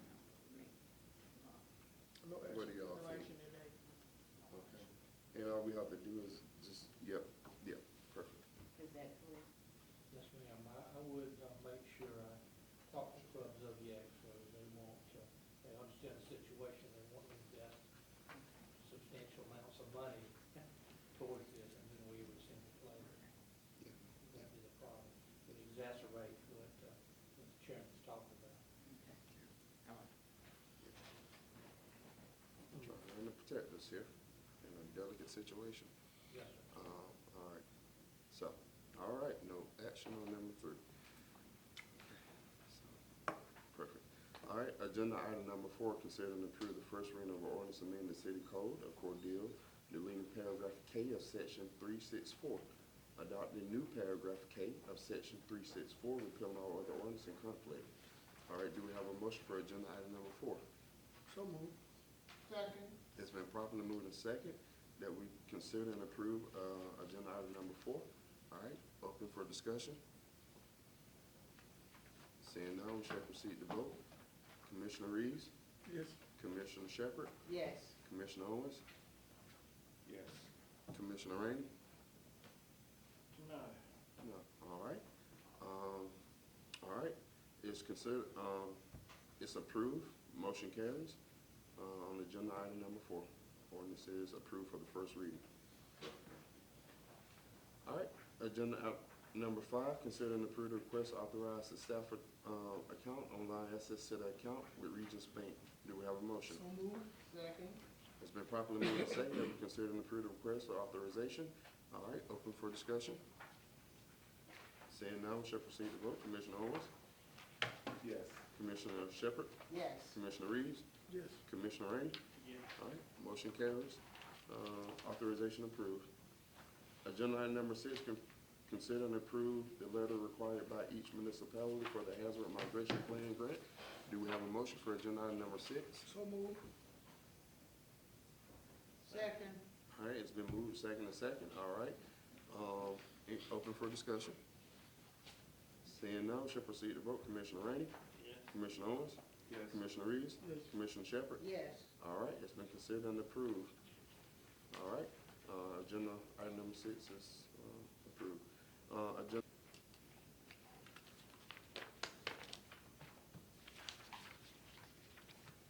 All right, I do have, I saw the research, and there seems to be, I wouldn't call it so much standard practice, maybe moving towards standard practice, and correct me if I'm wrong on this. There seems to be some places that are doing it, or what have you. My concern is, and I understand that it costs anywhere, I believe, from $6,000 to $10,000 to train these officers.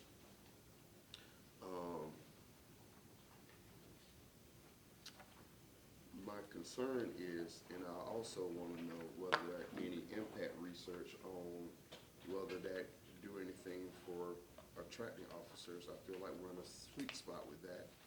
And is there any research, or have this movement or persuasion been out long enough for someone to research the impact of such a position on asking officers who really don't already make a lot of money to repay if they don't stay somewhere for 3 years? Is it 2 Chairman. years? Well, It says in the 3 in here. in the proposal for this, what we have is, let me find it, should be 2 years. If you look at number 2 on page, let me go back.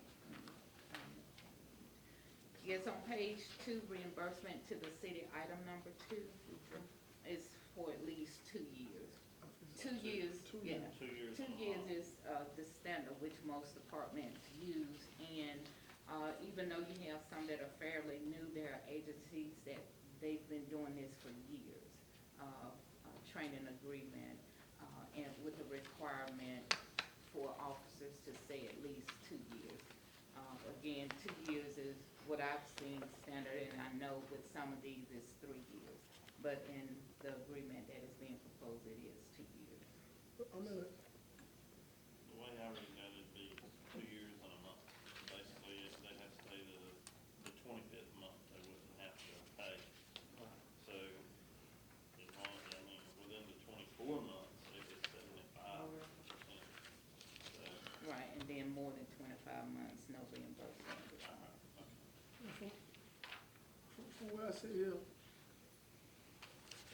watching officers come in, get the training. I seen some stay 3 months. We didn't invest it, like I said, up to $10,000 in their training. And they'll come in and stay 3, 4 months, leave and go somewhere else for better pay, leaving us with the debt of the training and no officer. So, I'm in agreement that we should go after some of our monies. In civil court, Well, I'm sorry, go ahead. in civil court, I think it takes to take somebody to court, $100 or whatever. I'm in agreement that we should go ahead and pay for the money that we, that's my take on it.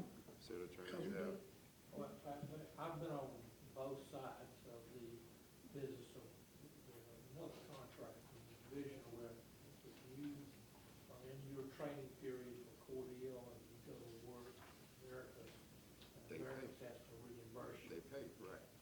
And that works fairly well if you're willing to sue Americas, you know, or vice versa.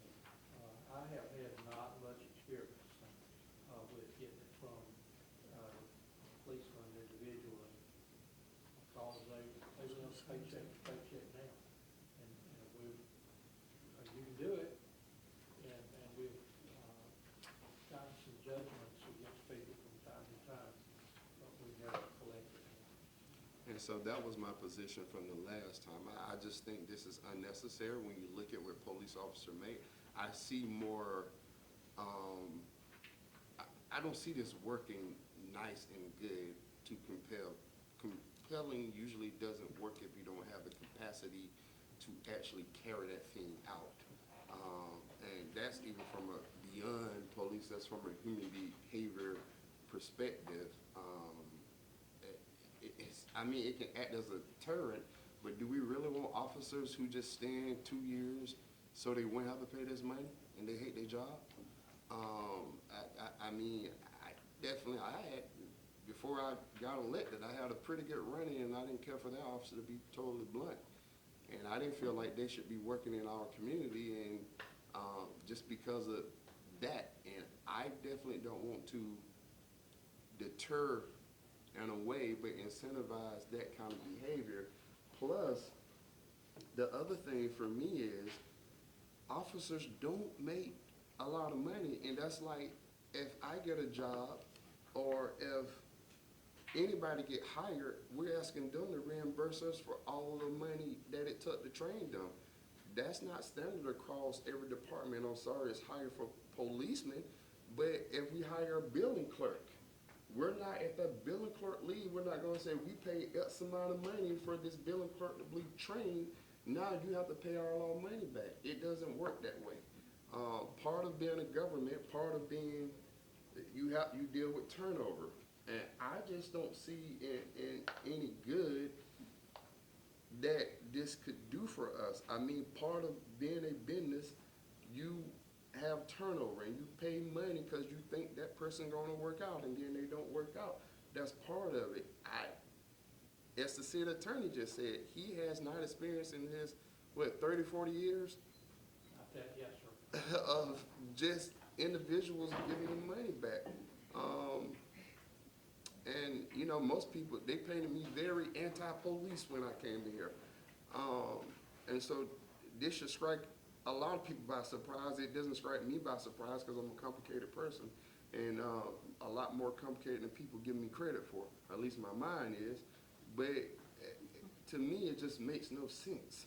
I guess I'm getting a little bit more worked up and passionate about it because I think there's so much more we can spend our administrative procedures and minds on than deterring the officer from quitting in 2 years and asking people who put their lives on the line to pay back if they're not feeling it, so to speak.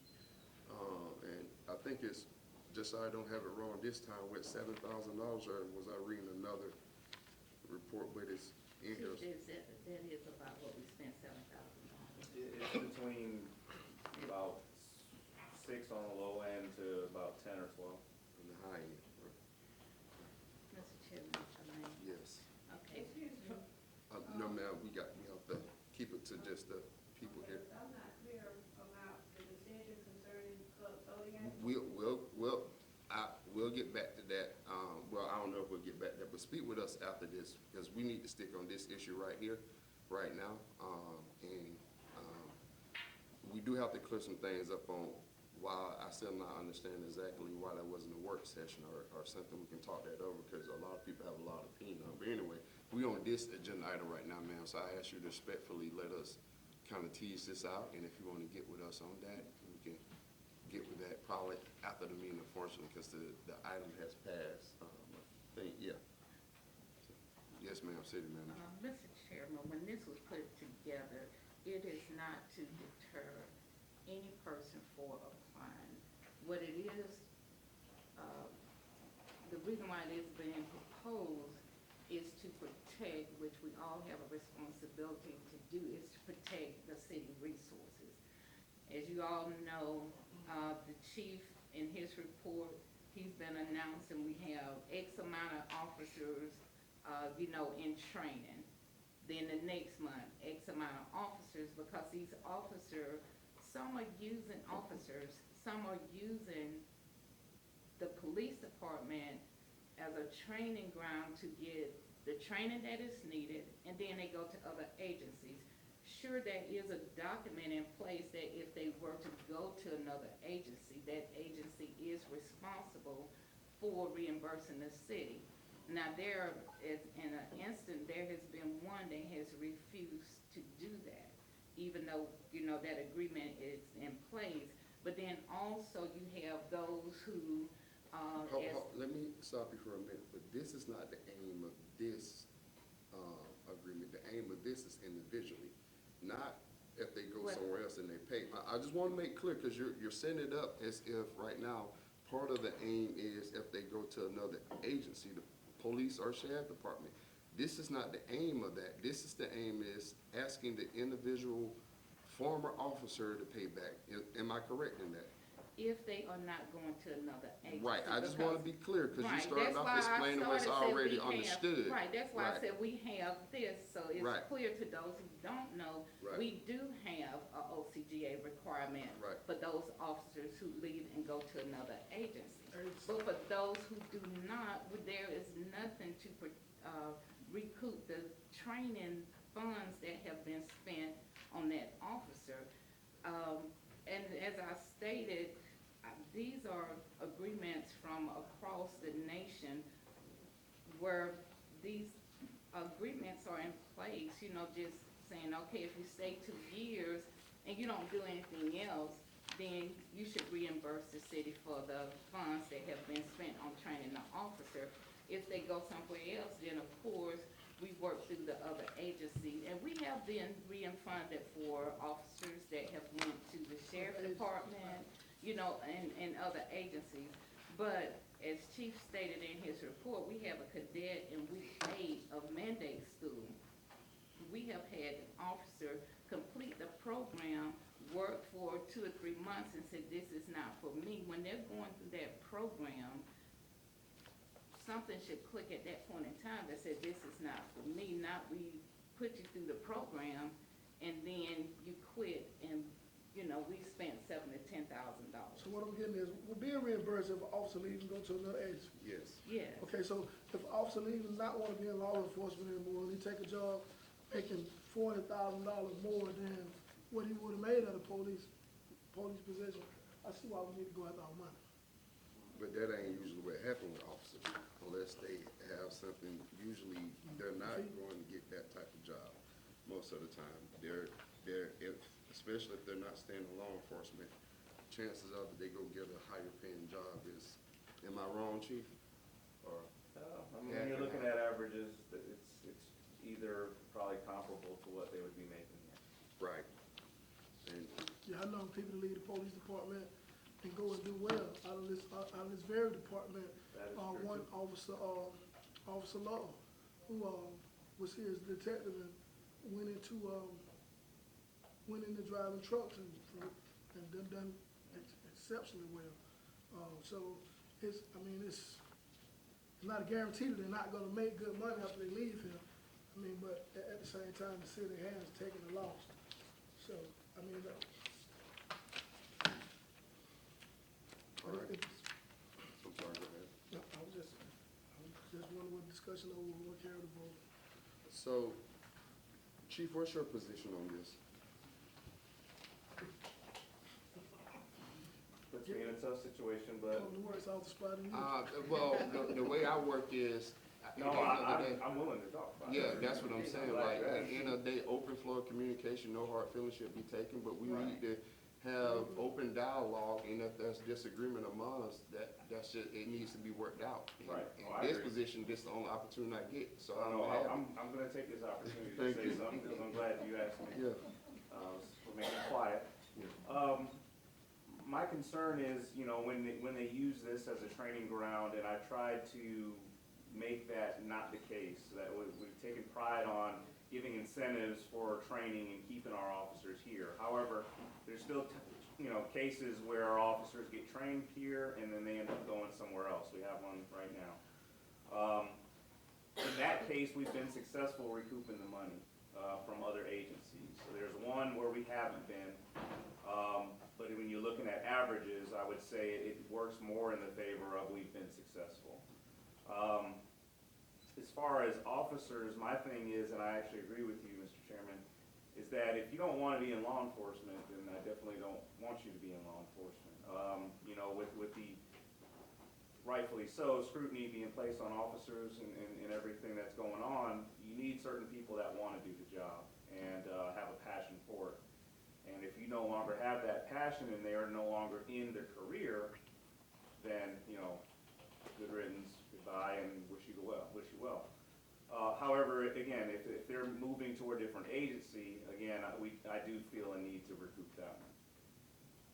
Does that kind of give you an insight on my opinion on that? If they're getting out of law enforcement, as far as budgetary wise, it's a hit on our budget, and we have to work around it. But it is something that we do take into consideration when I'm making the budget, like we've been doing next week. We take that into consideration and try to have some overages for people who don't work out. Again, I think what's most important is if they're trying to use us as a training ground to go somewhere else, that we recoup that money when they go to a different agency. So it take care of itself most of the time. I'd say 90% of the time we have one that's refusing and we're going back and forth with, but for the majority of the ones, I think it was 3 other ones we've been successful. 3 or 4 actually. So, yeah. So you answered the chairman question, but the question, I'm still waiting for the answer of, do you think we need to go after the money for people that leave here and go and not be in law enforcement? No, if they choose, it would be like any other career field. If, again, like you said, if I was going into public works and I was trained, as somebody in public works and decided that it was not for me and then actually showed that I no longer want to be in that career field, and then I go, and file paperwork somewhere, because that's what I want to do, then I don't feel like they should be penalized for that. And then I think fire is the closest comparison. How much we spend in training on fire? Well, it's not just the training, it's all the turnout gear and equipment that you have to purchase for a new recruit. In that ballpark, it would be in the $6,000 range as well. Yeah. And I'm saying, so I don't like being discriminatory towards much or anybody, because once you set policy, and especially discriminatory policy, it hits more usually than you intend. That's what people haven't figured out just yet. The city attorney, is there, in your experience, been any, so we're pushing here, and I'm somewhere over here, and I don't know who's over here with me, but is there any medium ground in which we'll be okay legally if we are able administratively or somehow, and I hate to say this, but, you know, all this is about compromise, where we can, I already know they make little, but is there a way we can, like, withdraw some money in 2 years and hold it, and then after they complete that time with us, they get it back or anything? I don't know. Just some medium, like, creative thinking, deliberation on this. Thought about that. Think about that. That's an interesting idea. What do you think about that, Chief? I mean, I'm just saying, because if they stay a year and it's, I don't know, $50, you know, I don't even know what that is. My morning brain is bad. I started a new assignment and I realized I'm used to not functioning, working my mind in the morning. But, cause most of my work been in the evenings after the kids get out of school and stuff. But, I don't know what that is, but anyway, I guess 100 would be. I think that's an interesting idea. It works along the same lines of like incentives or bonuses. Right. But instead of that, you're kind of withholding. I think that's definitely a topic for discussion. That's an interesting perspective. But then you would be withholding Right. from their pay, and And you you're can't do already that. saying they can't don't do that. make money, so you're withholding from their pay Right. for a year, and then at the end of the year, if you still here, then you get the money back. Right. Well, I'm not even saying a year. I'm saying all that needs to be discussed. Well, part of the problem, is you mentioned at the beginning, of near poverty. Exactly. These guys are in, you take $100 a month. I'm just trying, from a people perspective, because there are people with working in law enforcement, I'm all the way over there. But then as the city perspective, I'm also like, I know that's some money we're losing, so it's, you gotta carefully balance both. And I don't know how we do that, because now if you leave it at the end, the thing come down to, I'm on the side of we leave it alone, because at the end of the day, I think it'll do more harm than good, whether we have the capacity to collect in the first place. But I am open to doing something in the middle. So. And I guess the other thing, when we talk about the amount of money, the 6,000, 10,000, whatever that falls, unless that person, and I guess we established they won't be able to pay that money. I mean, I'm in favor of collecting the city's money. Let me start saying that. But at the same time, I'm trying to figure out what happens is, because when I read further, we talk about them paying the minimum amount of $100 per month if they can't pay it all. Well, in all probability, they're not gonna be able to pay all the money at that moment. So then we talk about them paying $100, because nobody's gonna say, oh, yeah, I'm gonna give you $500 a month. They're gonna go with the minimum amount that they can pay and get away with. So when they pay that $100, that's only $1,200 that we're collecting that year if they pay it as they're supposed to pay it. And we've taken a $6,000 to $10,000 cost and spread it out over another 5 years to collect it, and we can't guarantee at that point that they're even gonna pay it, because we see it every day. People garnish wages because somebody has a bill that they didn't pay, and it turned over to the magistrate court. So do we really want to pursue it, keep on pursuing it to that extent? Because that takes it to a whole nother level at that point. And the fees rack up. And the fees are continuing to rack up, and we can't, and then what sense is gonna make for us to charge interest on it, because they already couldn't pay it from the beginning, you know, so we constantly go back and tie our hands again. And then, as I made in the last meeting, the reason the IRS does not hit everybody Is because they don't have the capacity. That's why it's at random. I took an extensive tax-based class, and it happens at random because they just don't have the capacity. And I'm not saying we'll have so many officers not staying that we may not have the capacity, but it's, the logic still applies, I believe, you know, at this point.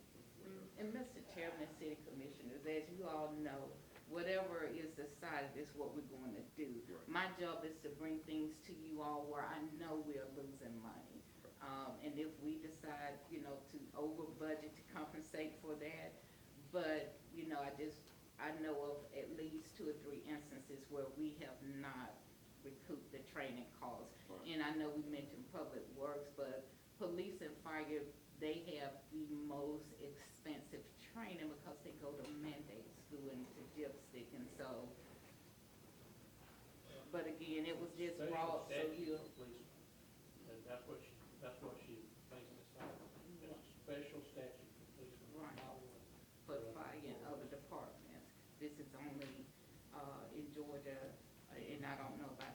state, but for police officers only. Any further, discussion on agenda item number 7? We just gonna hope that motivational speech that the chief gave him when he first talked to him, make him want to stay that long. We're talking a lot about this, but we've been retaining our officers. Yes. I will, the last point I'll make on this, so a lot of the research was pulled from Duluth County, Georgia, California, St. Louis, and also Forest Park. Some argue that those places do progressive things, and I just feel a type of way when we bring ideas from training and progressive ideas to tackle other problems. It's not met with the same acceptance. So it's funny to me that we can take policies like this and say, oh, other cities are doing them, and we should do it too. But then when there are some things like Pastor Dean talked about and other people like doing things for the community that other cities are doing, we say, no, we can't do those. I believe we should keep that same spirit and principle when we're talking about being creative and answering and solving problems. Apparently, this is a problem that the city manager has brought to our attention of losing money. But there's a lot of problems being brought to our attention, and we said we're not that city. We shouldn't do that.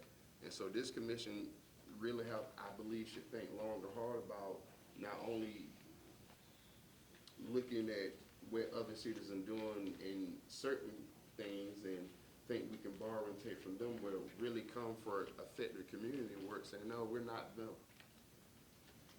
So, and that's my principal piece on that, but anyway, any further discussion? I'm just gonna ask a question about this. Is, instead of a sign-on bonus, is there a way of paying a bonus that is forfeited? After say they've been here three years, you pay a $5,000 bonus, for staying, and if you leave, that $5,000 goes towards your training. If you did a sign-on, they'd get it up front, and it'd cost us more and more money, but if we did, it would be more like a retention bonus or something. There are a couple of cities around us, who say, yes, let's give a bonus, let's say it's $5,000. They give $1,000 now, they give, $3,000. And you've been Yeah, here so long. And then that could be held to pay for training? Well, now remember, if you give them the money, in a bonus initially, you gotta sue them to get it back. Right. Okay, and that's, really problematic. I mean, let's say, they hire them here in Cordele, they decide they don't like it, next thing we know, they're in Minnesota. And you gotta go to Minnesota to sue them, it really doesn't head up number-wise. So if you're gonna use a bonus system, you need to certainly stagger the payment. Some people do that. Always doing that. I think it's a $5,000 bonus. It's not my recollection from the news. They don't call and ask me anything anymore, so that's what it is. All right. Any further questions, deliberation, comments? Seeing none, we shall proceed to vote. Commissioner Rainey? Yes. Commissioner Reeves? Yes. Commissioner Owens? Yes. Commissioner Shepherd? Yes. All right. Motion passed. The agreement is approved.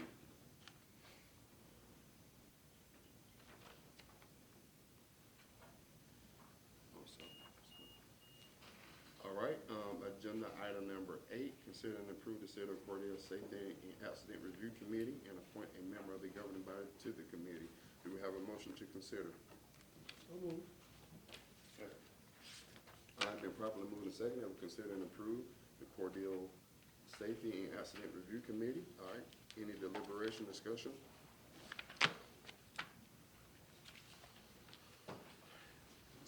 Seeing none, I'll ask my questions I wrote, I guess. It's taken that the mission is to protect the safety and general public, the safety of the city employees, and minimize loss of city property. My question is,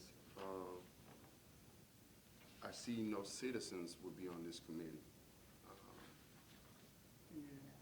No.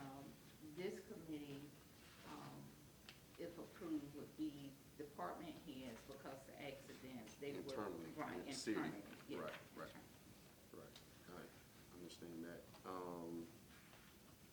And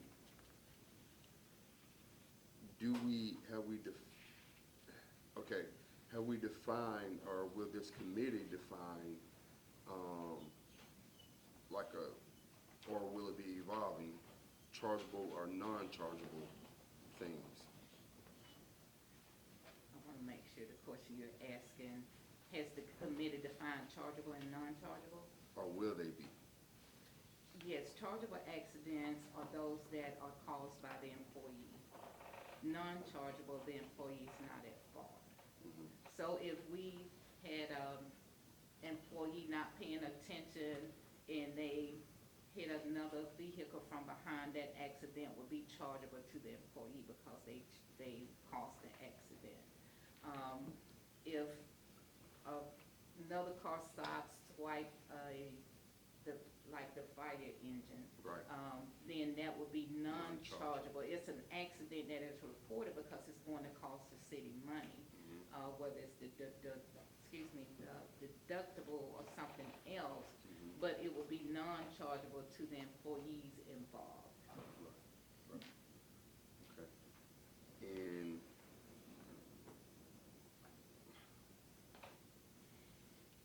And you'll meet monthly and at some point, 10 a.m. And I guess it's the department heads because they should be more familiar with the policies and. Department heads, and plus, of course, if the accident happens, then, the department heads will come and present the accidents for their department, and the committee will decide, based on the information presented, if the accident is chargeable to the employee or non-chargeable to the employee. That was my next question.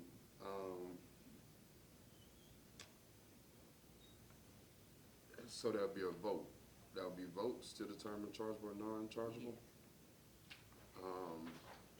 And right now, there's 8 department heads. Yes. Okay. What happens in case of a tie? Well, we have the one, City? Right. Okay, city, official. Yes. Okay, and then the HR director would be secretary, would they be voting?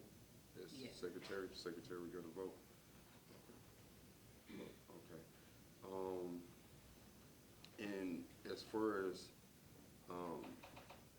will department heads have the flexibility in their schedule to meet, to discuss this? Will it be as needed? No, Per it would accident. it would be mandatory meetings. So. So they can send a person in their absence. Perfect, that's what I was saying, okay. But that's A not, representative right in their absence. so could we add or a representative to this? Yes. Cause that's pretty, okay. Okay. Yeah, that was my concern, representative. With, will take the place and also have voting. Okay, all right, and, okay.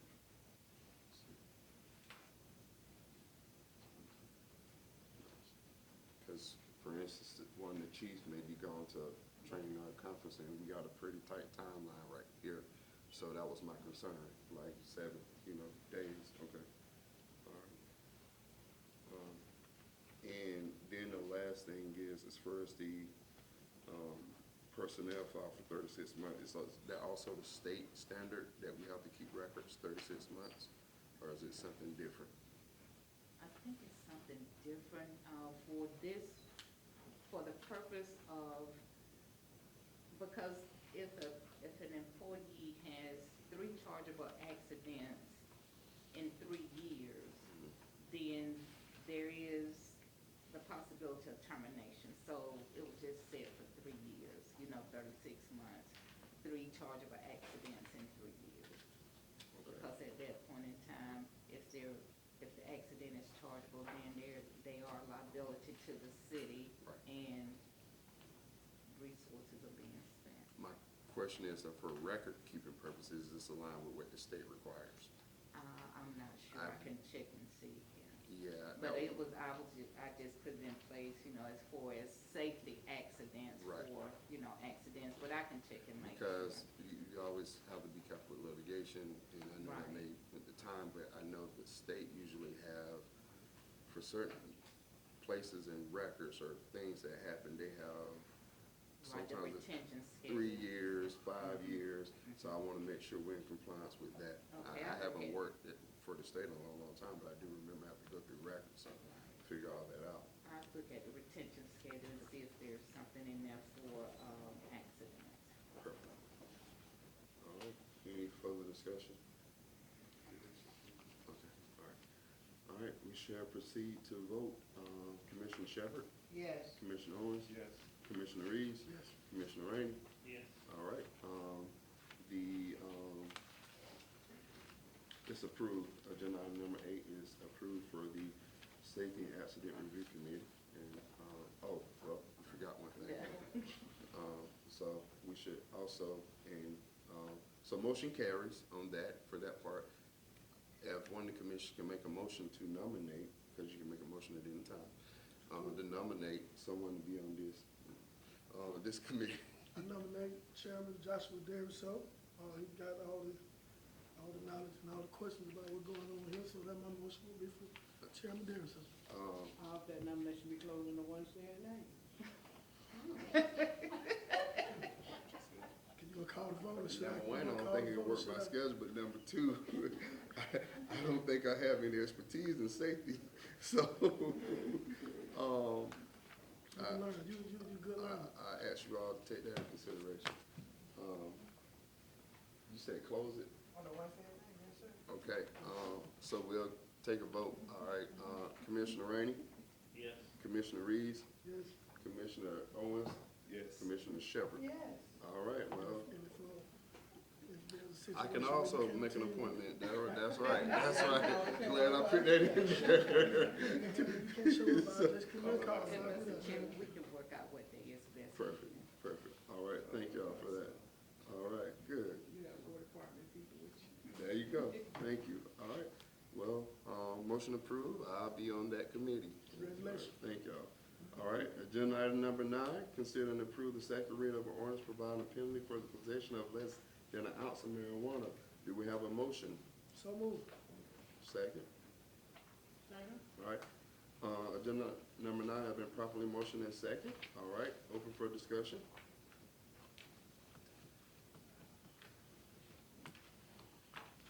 All right,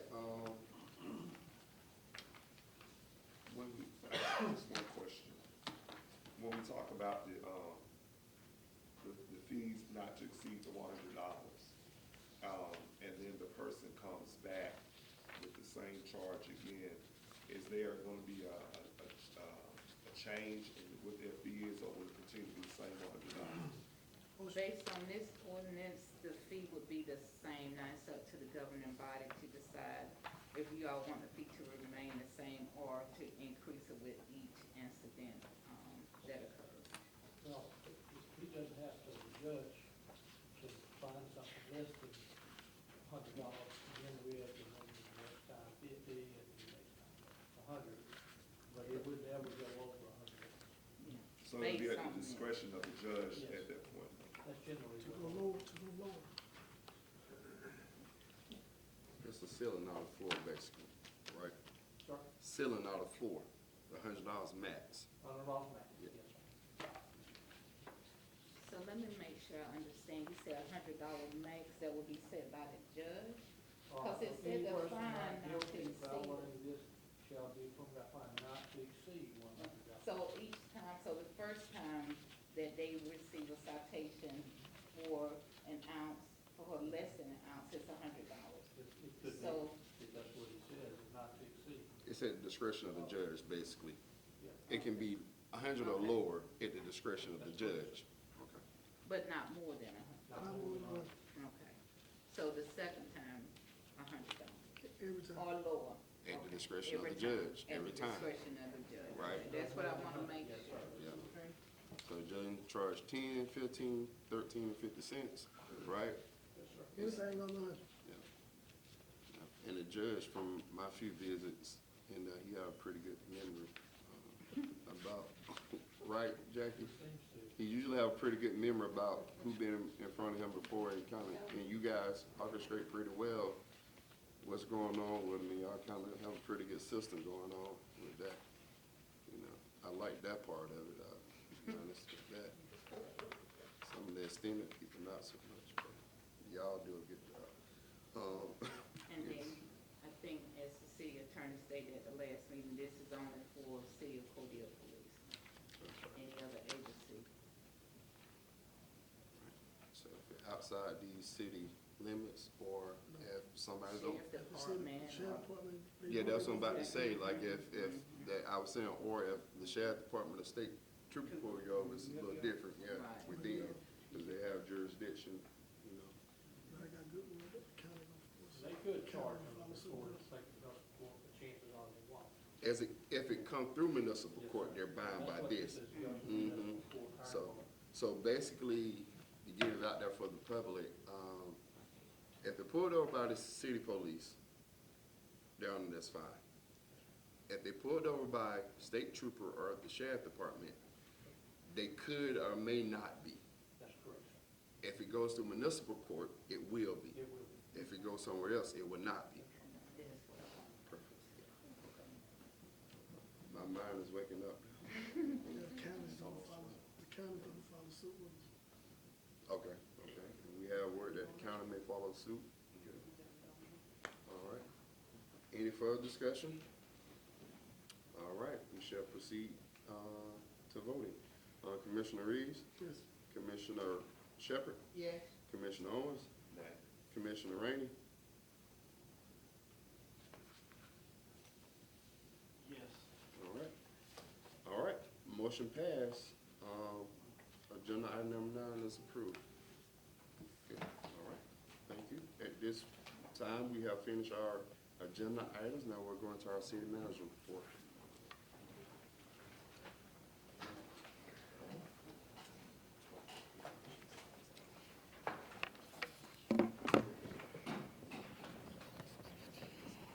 Okay. Good morning again.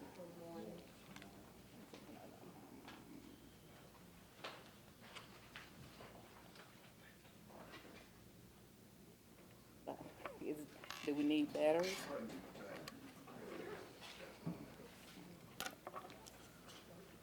Check and make sure I have it on. Okay. I am hiding. Okay. Okay, all right. All right, well, you have the report in front of you. The first slide is photos from the Sam Shortline grant presentation. As was stated before, Sam Shortline was awarded a $1.6 million plus grant. And so the grant announcement was made on Wednesday, May 14th. And so you have pictures in your presentation. And Kathy Williams, the 2nd Congressional District Representative on the State Transportation Board, was present for the grant announcement. On May 14th, Commissioner Shepherd and I, along with other employees, attended Career Awareness Day at the middle school. And we had a good time having conversations with the students and informing them about opportunities that are available in local government. Today is Election Day. As it was stated earlier, you need to make your voices known. And how do you do that? By going to vote. So today is Election Day from 7 a.m. to 7 p.m. You will vote in your assigned precincts. And should you have any questions, the Elections Office phone number is 229-276-2611.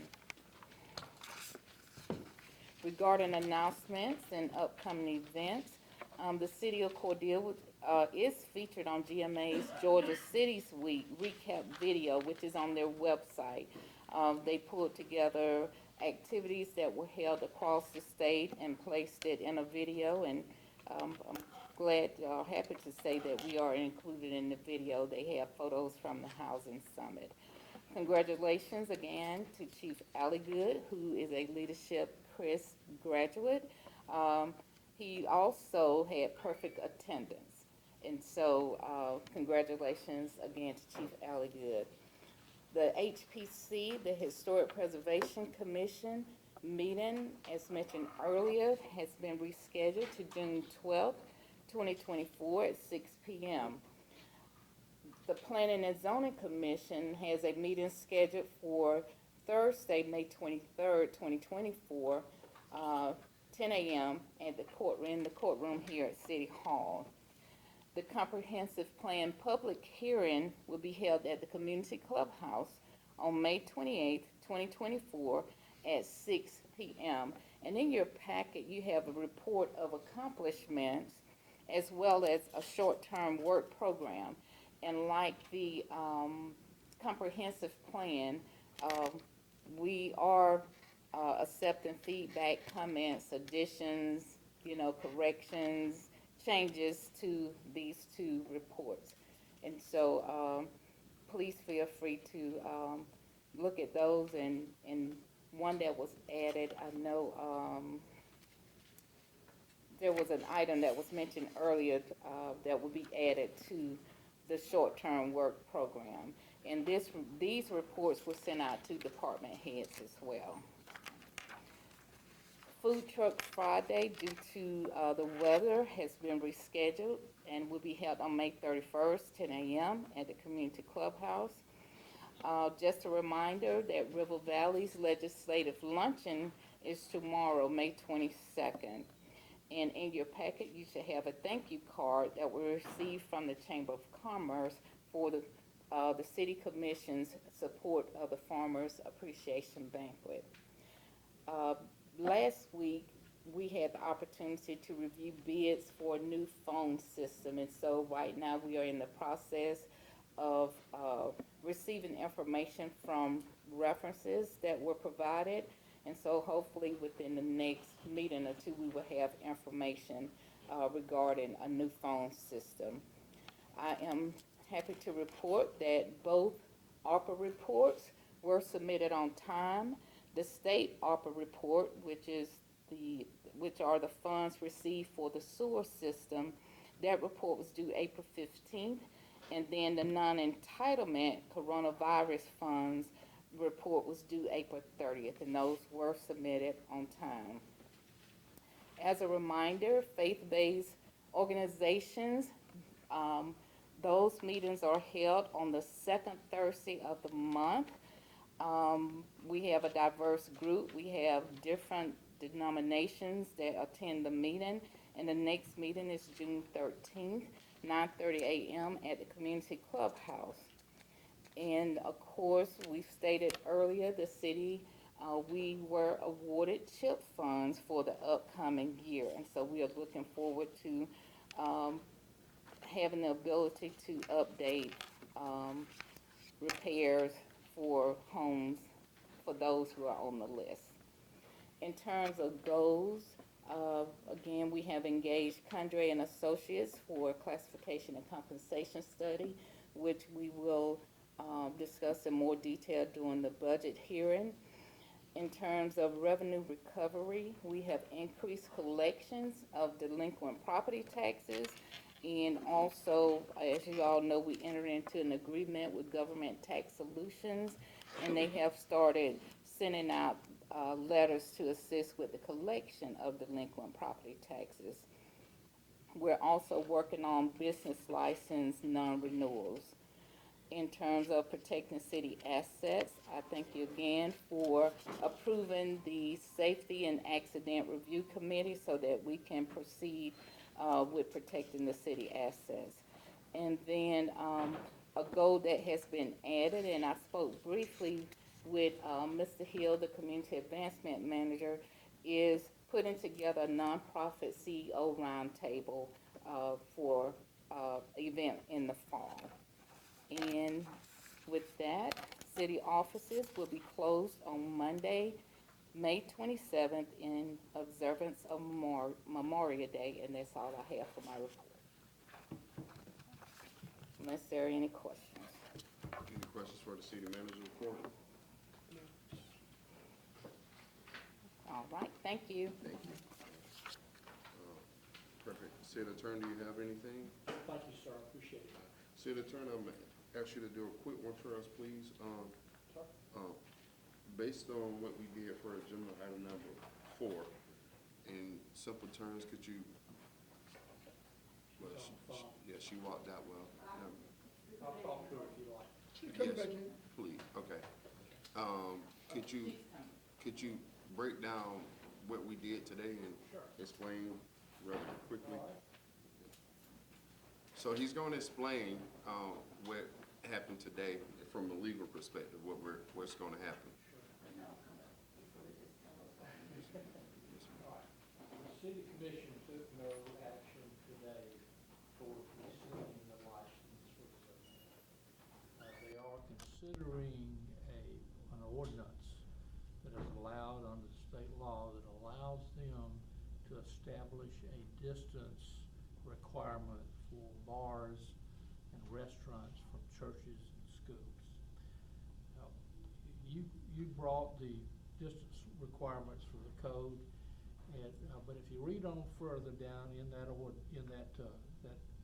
code section, it says that cities and counties are free to establish their own distance requirements for establishments that sell alcoholic beverages on premises, like the Zodiac Club, or let's say, I think Cracker Barrel, I believe, serves beer now, or Cracker Barrel restaurant. So they can establish that themselves. And so they're considering an ordinance that would allow a bar, in this case, to be 75 feet from a church. Okay. They are also considering an ordinance that allows a restaurant where most of the money is made by the sale of food, but they might sell a beer with a person's dinners. They're going to allow, there's no distance requirement for that in the ordinance. So that's where they are. They had a first reading on the ordinance. It will be on the agenda for the next meeting of the city council. Okay. Yes, ma'am? So you're saying they're gonna redo the ordinance for Cordele, Yeah. for the distance from Yeah. a liquor establishment for churches Well, and restaurants It's to on, apply. it's an establishment that has what's known as on-premises consumption. In other words, that's liquor or beer by the drink. So at the moment, the city doesn't have that. No, ma'am, we have been using the same distance requirements for package sales, which is you go in the liquor store or go in the convenience store and take it out, you can't consume it on premises. Okay, so they'll be considering that change in their ordinance. May I ask a question? Yes, Are ma'am. you saying they're gonna lessen it, Yes, ma'am. lessen the distance now so that the pub can fit Yes. into the, Yes, ma'am. fit That's into correct. what needs to be done? That's correct. So at this time, if you all need to get with the city attorney, he's available by phone. Say that again, If you all need to get with the city attorney, he's available by phone. call it by phone. Yes, ma'am. Okay. And the city manager also, I think, have a pretty handle this, she's been doing it a long time.